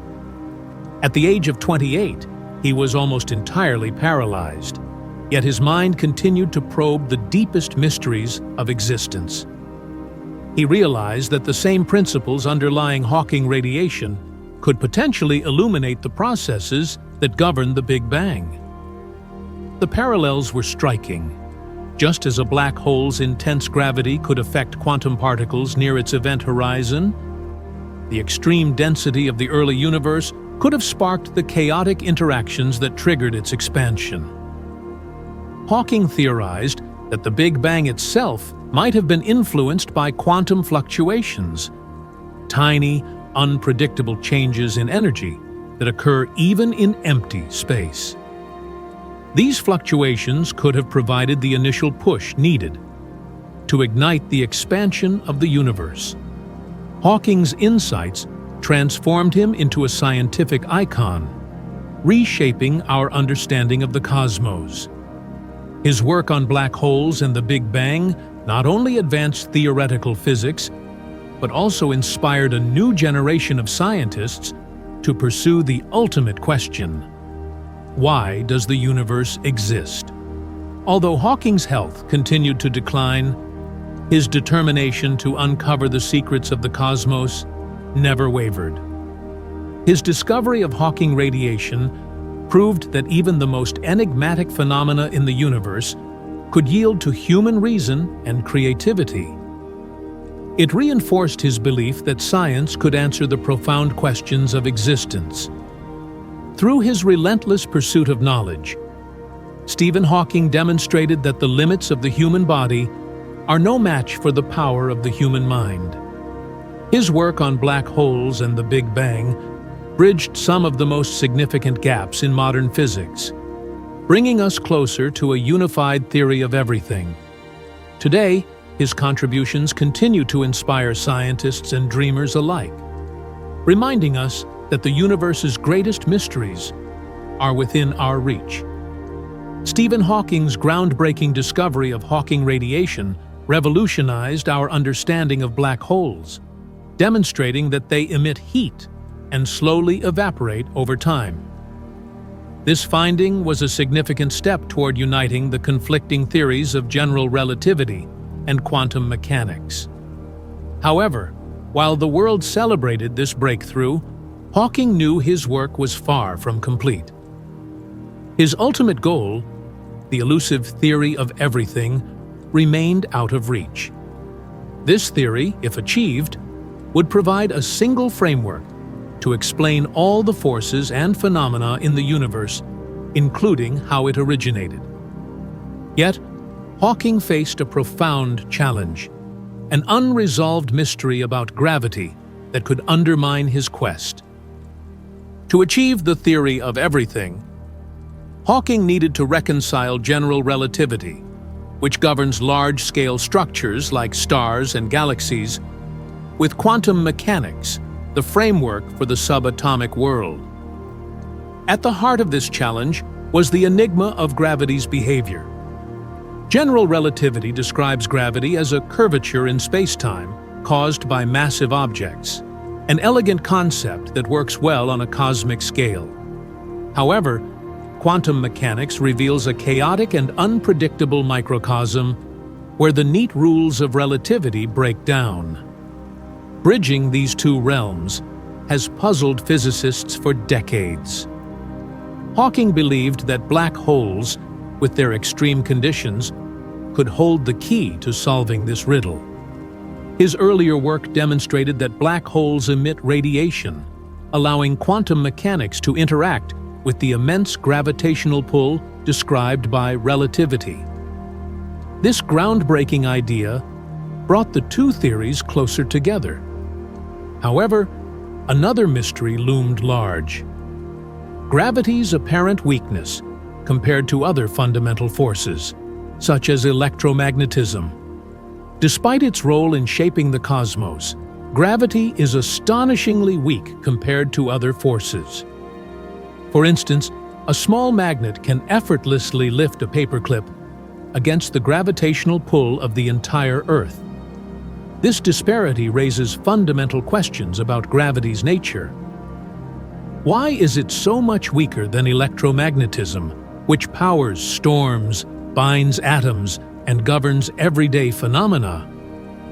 Sean Carroll, a cosmologist studying gravity, explains that at the moment of the Big Bang, gravity and electromagnetism were likely equally strong. Yet, as the universe expanded, gravity weakened dramatically.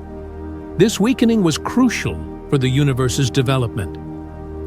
Had gravity remained as strong as it was initially, it would have pulled all matter back into a dense singularity, preventing galaxies, stars, and planets from forming. The puzzle lies in why gravity changed gear just enough to allow the universe to expand and evolve into its current state. For Hawking, solving this mystery was essential for completing his theory of everything. He recognized that understanding gravity's behavior on a very small scale, such as at the instant of the Big Bang, could unlock answers to the universe's most profound questions. Yet, the task was daunting. Gravity is the least understood of the four fundamental forces, and its quantum behavior remains elusive. Hawking was undeterred. Though his physical condition worsened, leaving him paralyzed and reliant on assistive technology, his mind remained sharp. He painstakingly dictated his scientific papers, collaborating with the brightest minds in physics to refine his ideas. The process was slow and laborious, but Hawking's determination never wavered. Hawking's insights into black holes continued to play a central role in his search. He theorized that as black holes emit Hawking radiation, they gradually shrink and eventually vanish in a final explosive burst. This process, resembling a mini Big Bang, intrigued Hawking.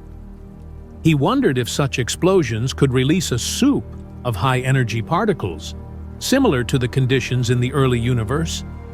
If so, studying black hole explosions could provide clues about the Big Bang itself. To test this idea, NASA launched the Fermi Gamma Ray Space Telescope in 2008. Fermi's mission was to detect gamma-ray bursts, including those potentially emitted by evaporating black holes. These bursts, though rare, would confirm Hawking's predictions and offer invaluable insights into the universe's origins. While Fermi's search continues, the potential discovery of such an event would mark a revolutionary moment in science. Even as Hawking's ideas reshaped modern physics, he faced obstacles that threatened to derail his quest. Gravity's weakening after the Big Bang remained an unresolved mystery. Hawking's theory of everything, while promising, could not fully explain this phenomenon. Yet, he continued to refine his ideas, collaborating with colleagues and exploring new approaches. Hawking's determination inspired his peers and the public alike. Despite his physical limitations, he remained a symbol of resilience and intellectual curiosity. His work demonstrated that even the most daunting challenges could be overcome through persistence and innovation. Hawking's contributions to science have left an indelible mark. His exploration of black holes bridged the gap between relativity and quantum mechanics, offering a glimpse of a unified theory. While the ultimate theory of everything remains elusive, his insights have brought us closer than ever to understanding the universe's deepest mysteries. Today, scientists continue to build on Hawking's legacy. Advances in technology and theoretical physics may one day resolve the questions he sought to answer. Until then, Hawking's work serves as a testament to the power of human reason and the unyielding pursuit of knowledge.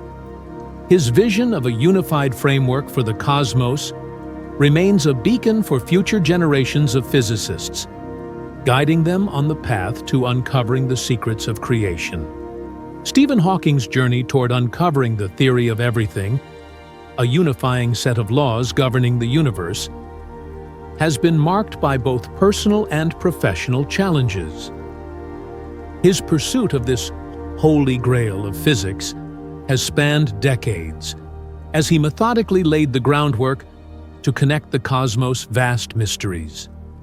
Yet, even as he advances, the emergence of string theory introduces a rival framework that could redefine the quest entirely. String theory, developed by physicists like Michael Green and John Schwartz, proposes that everything in the universe, from subatomic particles to galaxies, is made of infinitesimally small, vibrating strings. These strings are trillions of times smaller than atoms, forming the fundamental structure of reality. To grasp their scale, imagine an atom enlarged to the size of our solar system. In this scenario, the strings would still be smaller than a single person in that vast space. The elegance of string theory lies in its capacity to describe the universe as a mesh of interconnected strings, vibrating at different frequencies to produce the diverse particles and forces we observe. This framework also introduces the revolutionary idea that our universe may have more dimensions than the three we experience: width, height, and length. According to string theory, there are at least 9 spatial dimensions, with 6 of them curled up so tightly that they are imperceptible to us. To understand how extra dimensions might exist, physicists offer an analogy. A simple one-dimensional line, when closely examined, could reveal a hidden three-dimensional structure, such as a rolled piece of paper. Similarly, these additional dimensions are compacted into tiny forms that are invisible to human perception, but essential to the universe's structure. One of string theory's most profound implications is its potential explanation for gravity's apparent weakness compared to other forces, like electromagnetism. At the time of the Big Bang, gravity was as strong as other forces, but weakened as it spread across the hidden dimensions of space. This dilution explains why gravity feels so much weaker today than the electromagnetic force that binds atoms and powers storms. For decades, scientists had been puzzled by gravity's reduced strength. With string theory offering a plausible answer, it clears a significant hurdle toward a unified understanding of the universe. Michael Green likens this dispersal of gravity to sound. When standing close to a source of music, the sound is loud, but as it travels and spreads, it becomes quieter. Gravity, too, loses intensity as it disperses into the extra dimensions, leaving it weaker in our observable three-dimensional world. While string theory's groundbreaking insights hold the promise of a theory of everything, they also present a challenge to Hawking's work. As one of the most well-known physicists of the 20th century, Hawking has dedicated his life to bridging the gap between general relativity, Einstein's theory of gravity, and quantum mechanics, the laws governing the subatomic realm. These two theories clash fundamentally, particularly at moments like the Big Bang or inside black holes, where intense gravity and quantum effects converge. Hawking's journey toward uniting these two frameworks has led him to groundbreaking discoveries. By studying black holes, he demonstrated that quantum mechanics could explain phenomena like Hawking radiation, where particles escape the gravitational pull of a black hole. This revelation showed that general relativity and quantum mechanics could, under specific circumstances, work together. However, string theory's holistic approach threatens to overshadow Hawking's contributions. It offers a pre-assembled blueprint for explaining the universe's forces, including gravity, and posits a framework for unification. Yet Hawking's resilience and intellect remain undiminished. Despite the rising prominence of string theory, he continues his work with an unyielding determination to understand the cosmos on his terms. For Hawking, this competition represents more than a race to define the universe's inner workings. It is a chance to refine and test his ideas against a compelling alternative. The rivalry between these two approaches to theoretical physics highlights the beauty of scientific inquiry, the coexistence of diverse perspectives striving for a common goal. Though Hawking's health remains fragile, his dedication to unraveling the mysteries of existence is unwavering. His personal and professional resilience exemplifies the human spirit's ability to persist against overwhelming odds. Whether through his own discoveries or contributions to the evolving field of string theory, Hawking's legacy as a pioneer of understanding will endure as humanity continues its quest to decode the universe's ultimate secrets. String theory has revolutionized the way scientists think about the universe, proposing that everything, from the tiniest particles to the largest galaxies, is made of vibrating strings. These strings are unimaginably small, potentially a trillionth the size of an atom, and they form the basic building blocks of the universe. Imagine an atom expanded to the size of our solar system. Its nucleus would be as large as the sun. Yet even then, strings would be far smaller, tinier than a single individual in the context of the entire solar system. Despite their infinitesimal size, these strings vibrate in complex patterns, giving rise to the physical properties of the universe. Everything we see and interact with, from stars to humans, is made of these strings. The entire universe, in this perspective, is a vast and intricate mesh of vibrating strings. String theory also introduces the concept of extra dimensions, beyond the familiar 3 dimensions of length, width, and height. According to physicists like Michael Green and John Schwartz, we live in a universe that may contain at least 9 spatial dimensions. These extra dimensions are not immediately apparent because they are curled up tightly, much like a rolled piece of paper viewed from afar. Only when we zoom in closely, like an ant exploring the paper's surface, do these hidden dimensions reveal themselves. These dimensions might be profoundly small, yet they have a significant influence on the universe. One of the intriguing implications of these extra dimensions is their relationship with gravity. Gravity, which feels like a dominant force in our everyday lives, is surprisingly weak compared to other fundamental forces like electromagnetism. A simple demonstration illustrates this disparity. A small magnet can lift a paper clip against the gravitational pull of the entire Earth. String theory offers a compelling explanation. At the moment of the Big Bang, gravity was as strong as the other forces. But as the universe expanded, gravity dispersed into the extra dimensions, becoming weaker in the observable 3-dimensional world. This dispersion across additional dimensions could account for why gravity feels so faint compared to other forces. This insight also helps resolve one of the most significant mysteries in modern physics: why the universe didn't collapse back on itself after the Big Bang. As gravity weakened and spread out through these extra dimensions, it prevented the gravitational pull from overpowering the outward expansion of matter.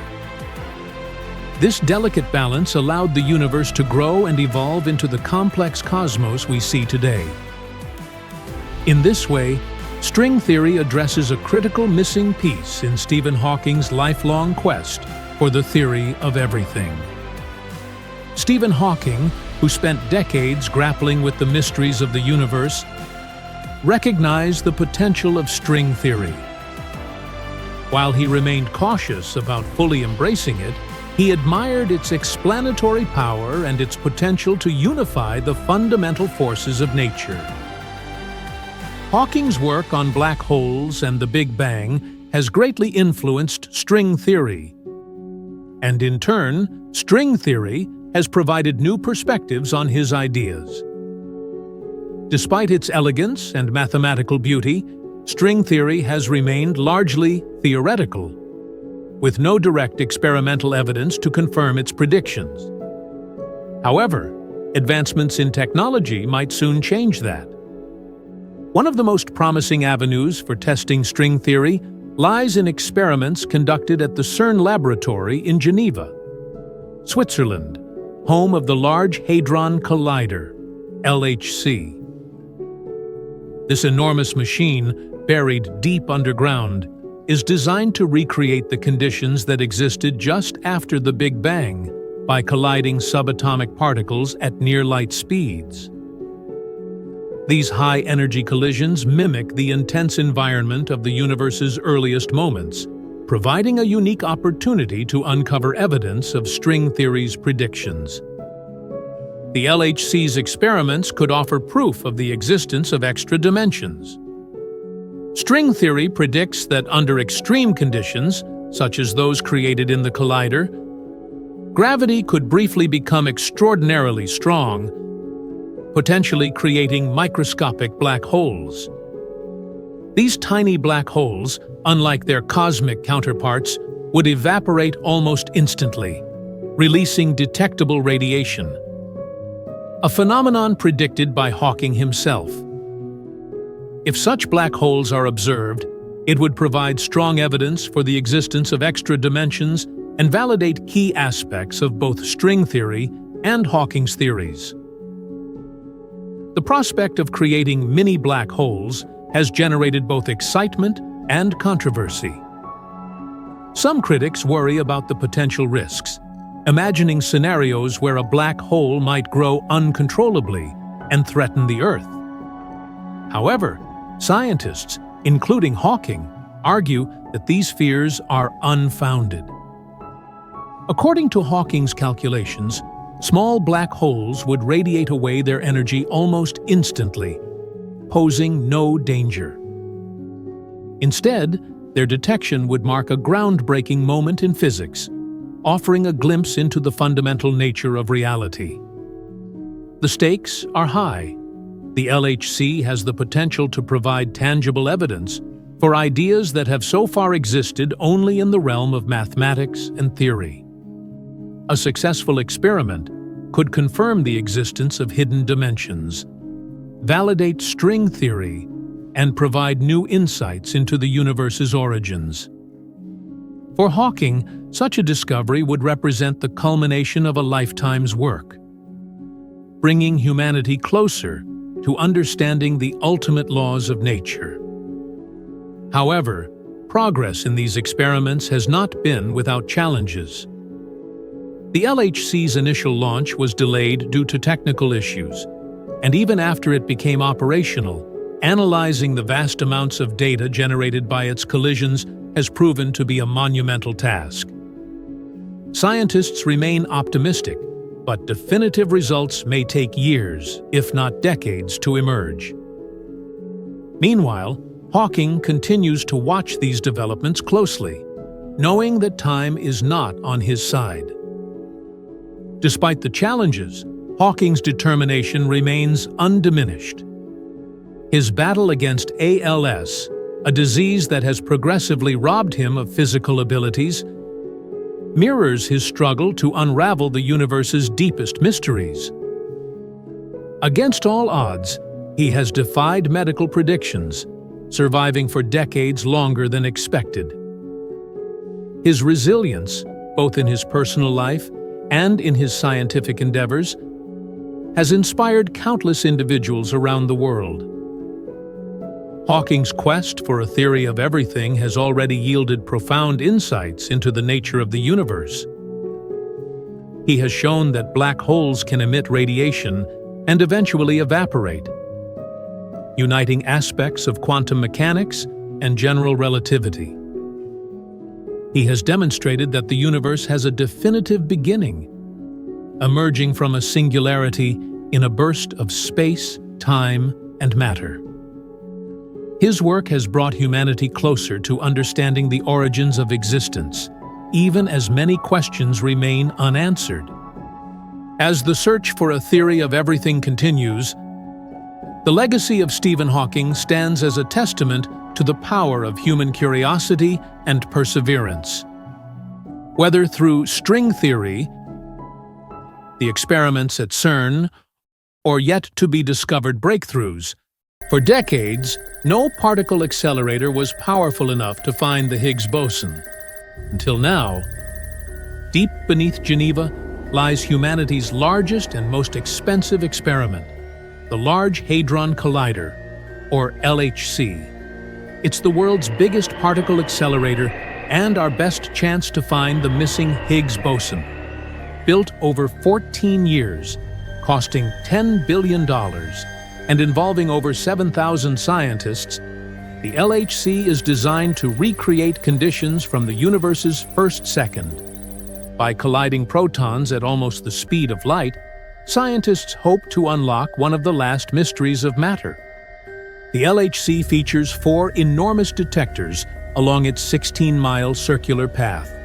The Atlas detector, about half the length of a football field, is one of these and will be critical in the search for the Higgs. When protons collide within these detectors, the energy released mimics the intense conditions right after the Big Bang, producing showers of particles.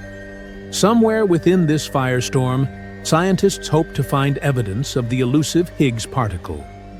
Finding it, however, is like searching for a grain of gold on a beach. The quest to understand the universe's ultimate blueprint is far from over. Hawking's vision, however, provides a guiding light, reminding us of the profound beauty and complexity of the cosmos and our place within it. Earth, a resilient and ancient planet, has withstood countless cosmic events over its 4.5 billion-year existence. Yet, the possibility of total destruction has intrigued scientists and dreamers alike. Among the most ominous forces in the universe capable of annihilating Earth are black holes, regions in space where gravity is so strong that not even light can escape. These celestial phenomena, formed from the collapse of massive stars, represent one of the most powerful and destructive forces known to science. A black hole's gravity is fundamentally different from the force we experience daily. On Earth, an object can escape gravity if it travels fast enough, such as a spacecraft achieving escape velocity. However, escaping a black hole requires speeds exceeding the speed of light, a feat deemed impossible by the laws of physics. For anything caught within a black hole's event horizon, the point of no return, escape is simply not an option. To comprehend the destructive power of a black hole, imagine a gigantic waterfall like Niagara Falls. Just as water flows inevitably over the edge, objects near a black hole are inexorably drawn toward its singularity, a point of infinite density where all matter is crushed. For Earth, an encounter with a black hole would mean total obliteration, with the planet's mass and structure torn apart. Currently, there are no black holes near enough to Earth to pose an immediate threat. However, advancements in particle physics have raised the intriguing possibility of creating microscopic black holes in laboratories, particularly in particle accelerators like the Large Hadron Collider, LHC. These machines smash subatomic particles together at nearly the speed of light, mimicking the conditions just after the Big Bang. Some scientists theorize that these high-energy collisions could produce tiny black holes. Despite these speculations, experts assure us that such artificially created black holes would pose no danger. If generated, these miniature black holes would evaporate almost instantly due to Hawking radiation, dissipating before they could interact with their surroundings. While theoretically fascinating, the creation of these black holes is unlikely to lead to catastrophic consequences. To truly destroy Earth, a black hole would need to have a mass comparable to that of the planet itself. Such a black hole would be incredibly dense, compressed to the size of a marble. Despite its minuscule size, its gravitational force would be catastrophic. The black hole would slowly consume matter around it, pulling in the planet's surface, oceans, and core, growing larger with every piece of mass it absorbed. The process of a black hole devouring Earth would involve a phenomenon known as spaghettification. This occurs because the gravitational pull near the black hole varies greatly across an object. The side of an object closer to the black hole experiences a much stronger pull than the side farther away, causing the object to stretch and eventually tear apart. For Earth, this means the planet would be pulled into a long, thin strand of matter before disappearing into the black hole. Visualizing such a scenario, one can imagine a marble-sized black hole stationed near Earth.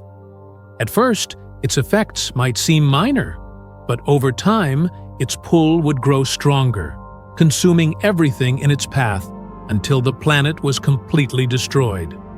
This catastrophic process underscores the immense power of black holes, which can reduce entire celestial bodies to nothingness.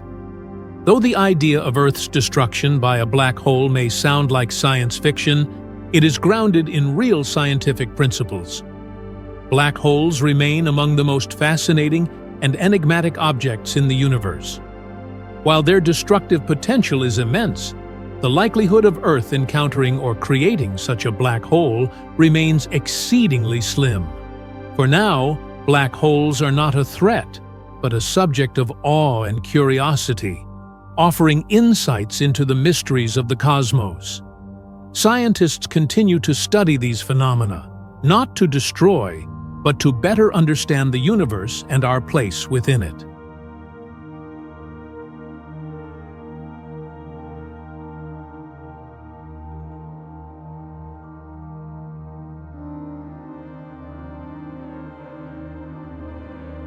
To maneuver Earth into the Sun requires a feat of extraordinary precision and ingenuity. Scientists propose using a conveyor belt of asteroids as a theoretical method to alter Earth's orbit. By capturing a massive asteroid, roughly a mile wide, and directing it to pass close to Earth, the asteroid could siphon away some of Earth's energy, causing the planet's orbit to shrink slightly. Instead of discarding the asteroid, it would then be sent toward Jupiter, transferring this stolen energy to the gas giant. With careful calculations, the asteroid could return to Earth for another pass, continuing the process. Repeating this operation with hundreds or even thousands of asteroids over millennia would gradually spiral Earth closer to the Sun. Executing such a plan involves challenges that seem nearly insurmountable. Capturing an asteroid traveling at 10 miles per second would require advanced technology and precise trajectory planning. Rockets would need to be attached to the asteroid to guide it on the perfect course, and this process would have to be repeated countless times. Yet, theoretically, over thousands of years, the cumulative effect of these interactions could lead Earth to a fiery demise in the Sun. As Earth spirals inward, its environment would become increasingly hostile. At 70 million miles from the Sun, Earth would resemble Venus, a barren, superheated desert. The atmosphere would evaporate into space, while the oceans would boil away, leaving behind a searing wasteland. Closer still, the Sun's gravitational pull would stretch Earth, creating intense tidal forces that deform the planet. Eventually, the Sun's gravity would overpower Earth's structural integrity, shattering it into fragments. These remnants would form a ghostly ring around the Sun, similar to Saturn's rings but composed of Earth's remains, a haunting testament to its destruction.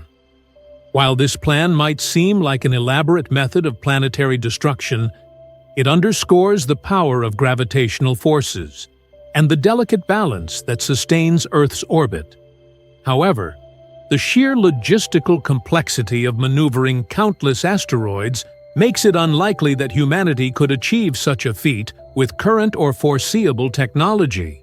If the gradual method of spiraling Earth into the Sun feels too slow, the explosive power of antimatter offers a much faster and dramatic alternative. Antimatter, first theorized in the 1920s and later confirmed in the 1930s, is the most potent source of energy known to science. When antimatter comes into contact with regular matter, the two annihilate each other, releasing enormous amounts of energy in the process. Antimatter is extraordinarily rare in the universe. Though it was created alongside matter during the Big Bang, much of it annihilated almost immediately, leaving behind the matter that forms galaxies, stars, and planets today. To obtain antimatter now, scientists must produce it artificially in particle accelerators like those at CERN in Switzerland. These devices accelerate particles to near the speed of light and collide them, producing pairs of matter and antimatter particles. However, the process is incredibly inefficient, yielding only tiny amounts of antimatter at great energy costs. Despite its rarity, antimatter's destructive potential is unparalleled. A single gram of antimatter could release energy equivalent to a nuclear bomb, making it theoretically possible to construct an antimatter bomb powerful enough to destroy the Earth.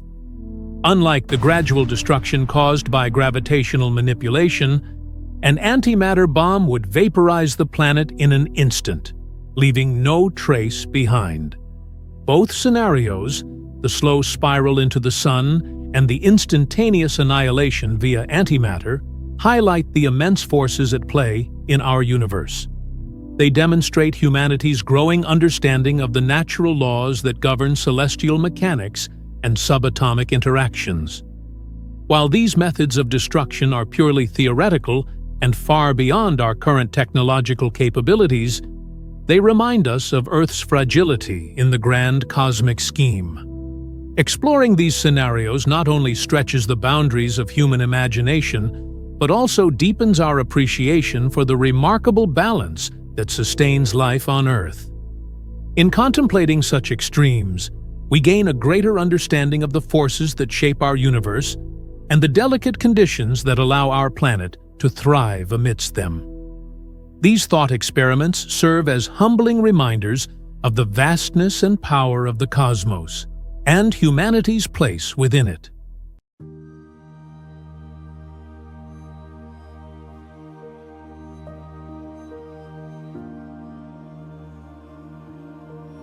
Antimatter, one of the most destructive substances ever discovered, has long captured the imagination of scientists and theorists alike.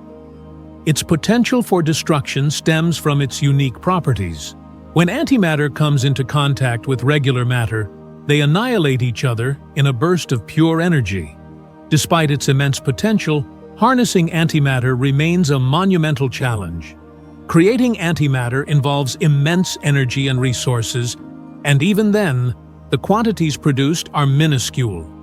For every million protons that collide in a particle accelerator, only a single antiproton is generated.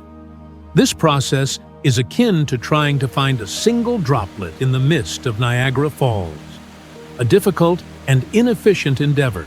Even if enough antimatter could be produced, storing it is an even greater obstacle. Antimatter cannot touch regular matter, including air, as such contact would result in an instant explosion. To overcome this, scientists use penning traps, complex devices that suspend antimatter particles using powerful magnetic fields within a vacuum. While this setup allows for the containment of tiny amounts of antimatter, scaling it up to store larger quantities would require massive amounts of energy and sophisticated machinery. This makes the idea of creating a functional antimatter bomb purely theoretical for now. To destroy an entire planet with antimatter, the bomb would need to be massive. Calculations estimate that around 2.5 trillion tons of antimatter would be required to obliterate Earth completely. To put that into perspective, the amount of antimatter humanity has managed to create so far is just 20 nanograms, an amount so small that it weighs 100 millionth of a dime. Even with advancements in technology, producing the necessary quantity would take far longer than the age of the universe itself. Moreover, deploying such a bomb to effectively destroy Earth would require it to detonate near the planet's core, approximately 4,000 miles beneath the surface. Achieving this level of penetration is currently beyond human capability. The deepest man-made boreholes only reach about 7.5 miles, a fraction of the required depth. Additionally, building a bomb the size of Mount Everest, which is the theoretical size needed to destroy Earth, and safely transporting it to the Earth's core presents insurmountable engineering challenges. Despite these barriers, antimatter bombs remain a tantalizing thought experiment, primarily because of the staggering energy potential they hold. In a controlled test, a simulation of 20 nanograms of antimatter interacting with matter produced a powerful explosion. However, this is a far cry from what would be needed to destroy the planet. Even if the technology existed to produce and deploy such a weapon, its energy requirements would be astronomical, equivalent to the amount of energy the sun produces in an entire week. Given these challenges, antimatter may not be the most feasible way to destroy a planet. However, history shows us that catastrophic destruction can occur through other means. The Earth itself bears the scars of such an event. Asteroid impacts. These colossal collisions have shaped the history of our planet, with one of the most notable impacts believed to have caused the extinction of the dinosaurs around 66 million years ago. Space is filled with debris, ranging from tiny pebbles to massive rocks the size of small planets. Asteroids hurtling through space at incredible speeds pose a significant threat to planets. Our own moon, with its countless craters, serves as a stark reminder of these cosmic dangers. Meteor Crater in Arizona, nearly a mile wide and 600 feet deep, is a testament to the devastating power of such impacts. If a larger asteroid were to strike Earth, the consequences could be catastrophic. Unlike an antimatter bomb, an asteroid does not need advanced technology or engineering to wreak havoc. It only needs to follow its natural trajectory. An asteroid several miles across, traveling at tens of thousands of miles per hour, would release an immense amount of energy upon impact, potentially enough to destroy all life on the planet, or even tear it apart. In the grand scheme of cosmic forces, both antimatter and asteroid impacts demonstrate the fragile position of our planet within the universe. While antimatter remains a theoretical tool for destruction, asteroids are a tangible threat, one that has already altered the course of Earth's history. Together, these possibilities underscore the profound power and unpredictability of the forces shaping our universe. Whether through human ingenuity or natural phenomena, the potential for planetary destruction is both a sobering reality and a reminder of the delicate balance that sustains life on Earth.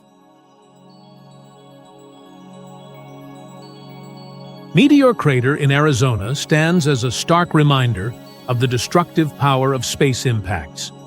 Approximately 50,000 years ago, an iron meteorite the size of a small office building struck the desert.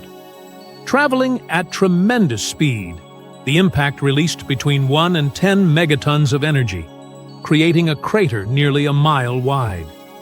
This event devastated an area equivalent to the size of modern New York City and released 600 times the energy of the Hiroshima bomb. Yet, as significant as this was, it pales in comparison to other cosmic impacts in Earth's history.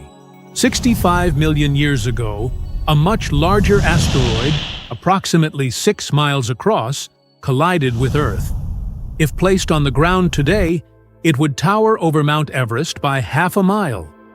The resulting impact formed a crater over 100 miles wide and is widely believed to have triggered the mass extinction event that wiped out the dinosaurs. The immense energy released during this event destroyed most life on Earth, demonstrating the potential for cosmic objects to drastically alter the planet's trajectory. Could an even larger celestial object destroy the entire planet? Theoretically, yes. Scientists studying planetary impacts are already developing methods to protect Earth from potential asteroid strikes. Ironically, these same technologies could also be used to direct a space object toward Earth with devastating precision. One proposed method is to use the gravitational pull of a nearby space probe. By positioning a probe near an asteroid, its mass could exert a small but consistent gravitational force on the object, gradually altering its course. With careful calculations, this technique could either steer an asteroid away from Earth or deliberately guide it into a collision. Another intriguing approach involves solar sublimation. By focusing sunlight onto an asteroid or comet using mirrors or lenses, scientists could heat the surface of the object, causing gases to vaporize. These jets of gas would act like tiny thrusters, slowly changing the asteroid's trajectory over time. This technology, while designed for planetary defense, could theoretically be weaponized to target Earth. However, for an object to be large enough to destroy the Earth entirely, it would need to be much bigger than any asteroid humanity has encountered. To truly obliterate the planet, the object would need to be roughly the size of Mars. Such a catastrophic collision has happened before in Earth's ancient history. Around 4.5 billion years ago, a Mars-sized body struck Earth in a glancing blow. The debris from this collision eventually coalesced to form the Moon. Had the impact been head-on, it might have completely destroyed Earth. To simulate such an event, scientists at NASA's Vertical Gun Range use a high-speed cannon capable of firing projectiles at extreme velocities. These experiments allow researchers to study the effects of massive impacts on a scale model. When a simulated Mars-sized object hits a model Earth head-on, the result is complete disintegration of the smaller body. This demonstrates the sheer scale of destruction required to obliterate an entire planet. Despite these simulations, moving an object the size of Mars or Venus into a collision course with Earth is well beyond current technological capabilities. While we can maneuver small asteroids and comets, directing a planetary-sized body would require unimaginable precision and energy.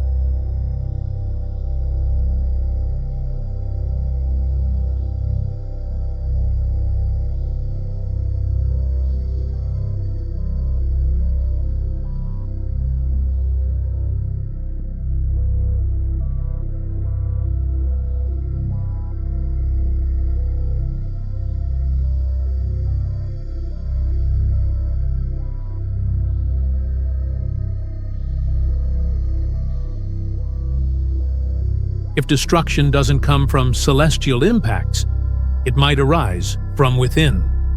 Advances in genetics, robotics, and nanotechnology hold immense promise for humanity, but also carry significant risks. Robots that can learn, adapt, and replicate themselves are already being developed.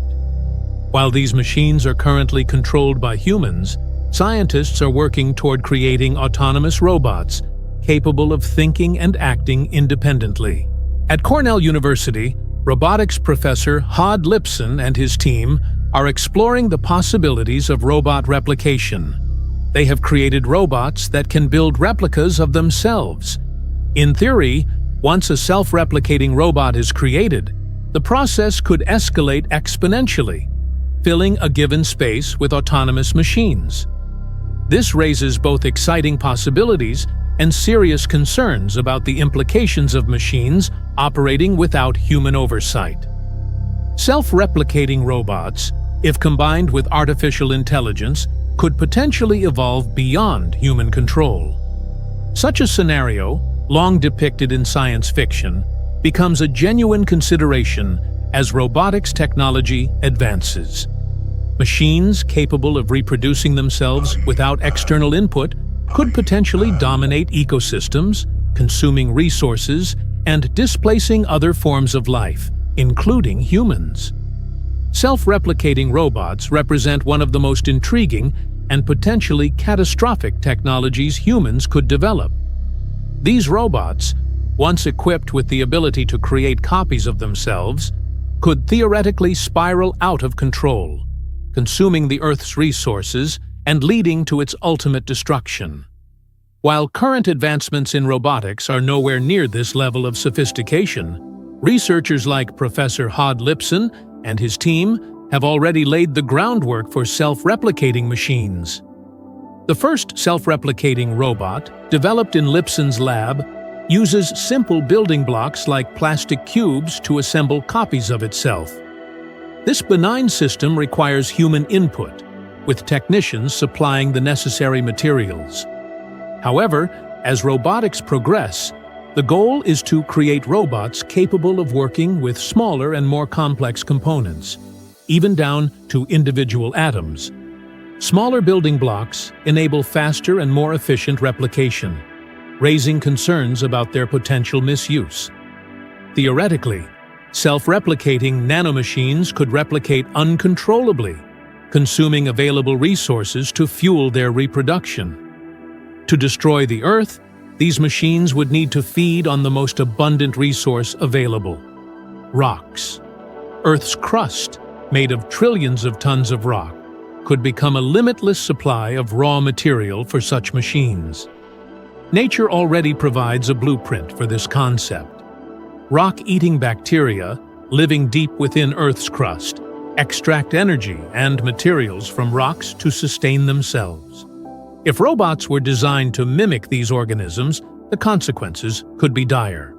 Rock-eating robots would need to be not only efficient, but also intelligent. They would require the ability to cooperate, much like swarms of insects or colonies of bacteria. Projects like the Simon Initiative, led by Professor Alan Winfield, aim to develop robots that can work together in swarms. These robots are designed to self-assemble into larger structures, acting as a single organism to perform complex tasks.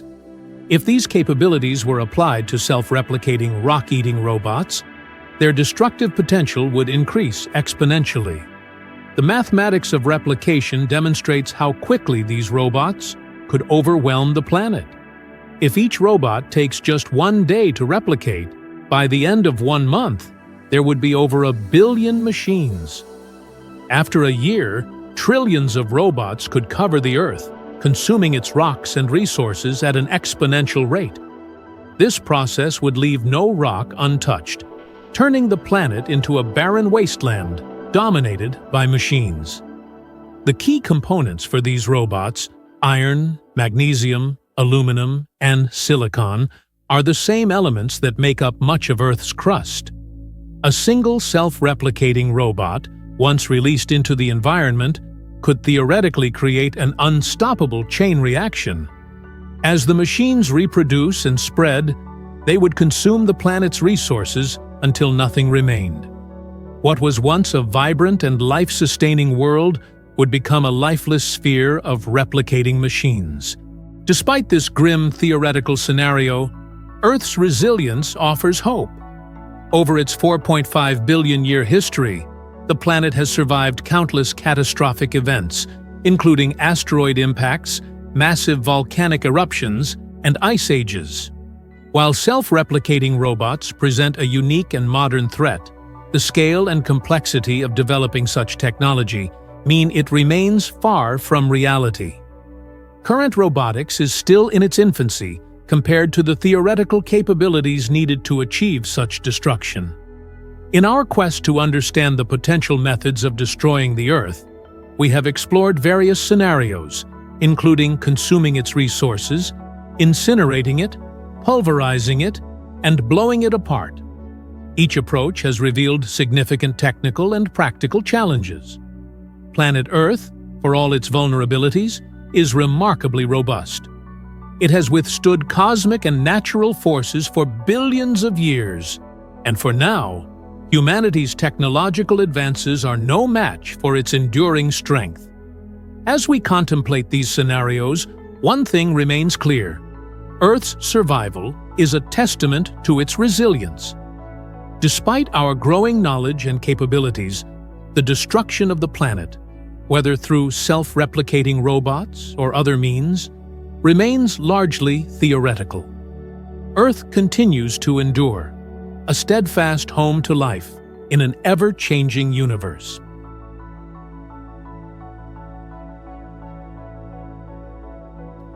While the idea of robots taking over the planet remains hypothetical, it underscores the importance of ethical considerations in the development of advanced technologies.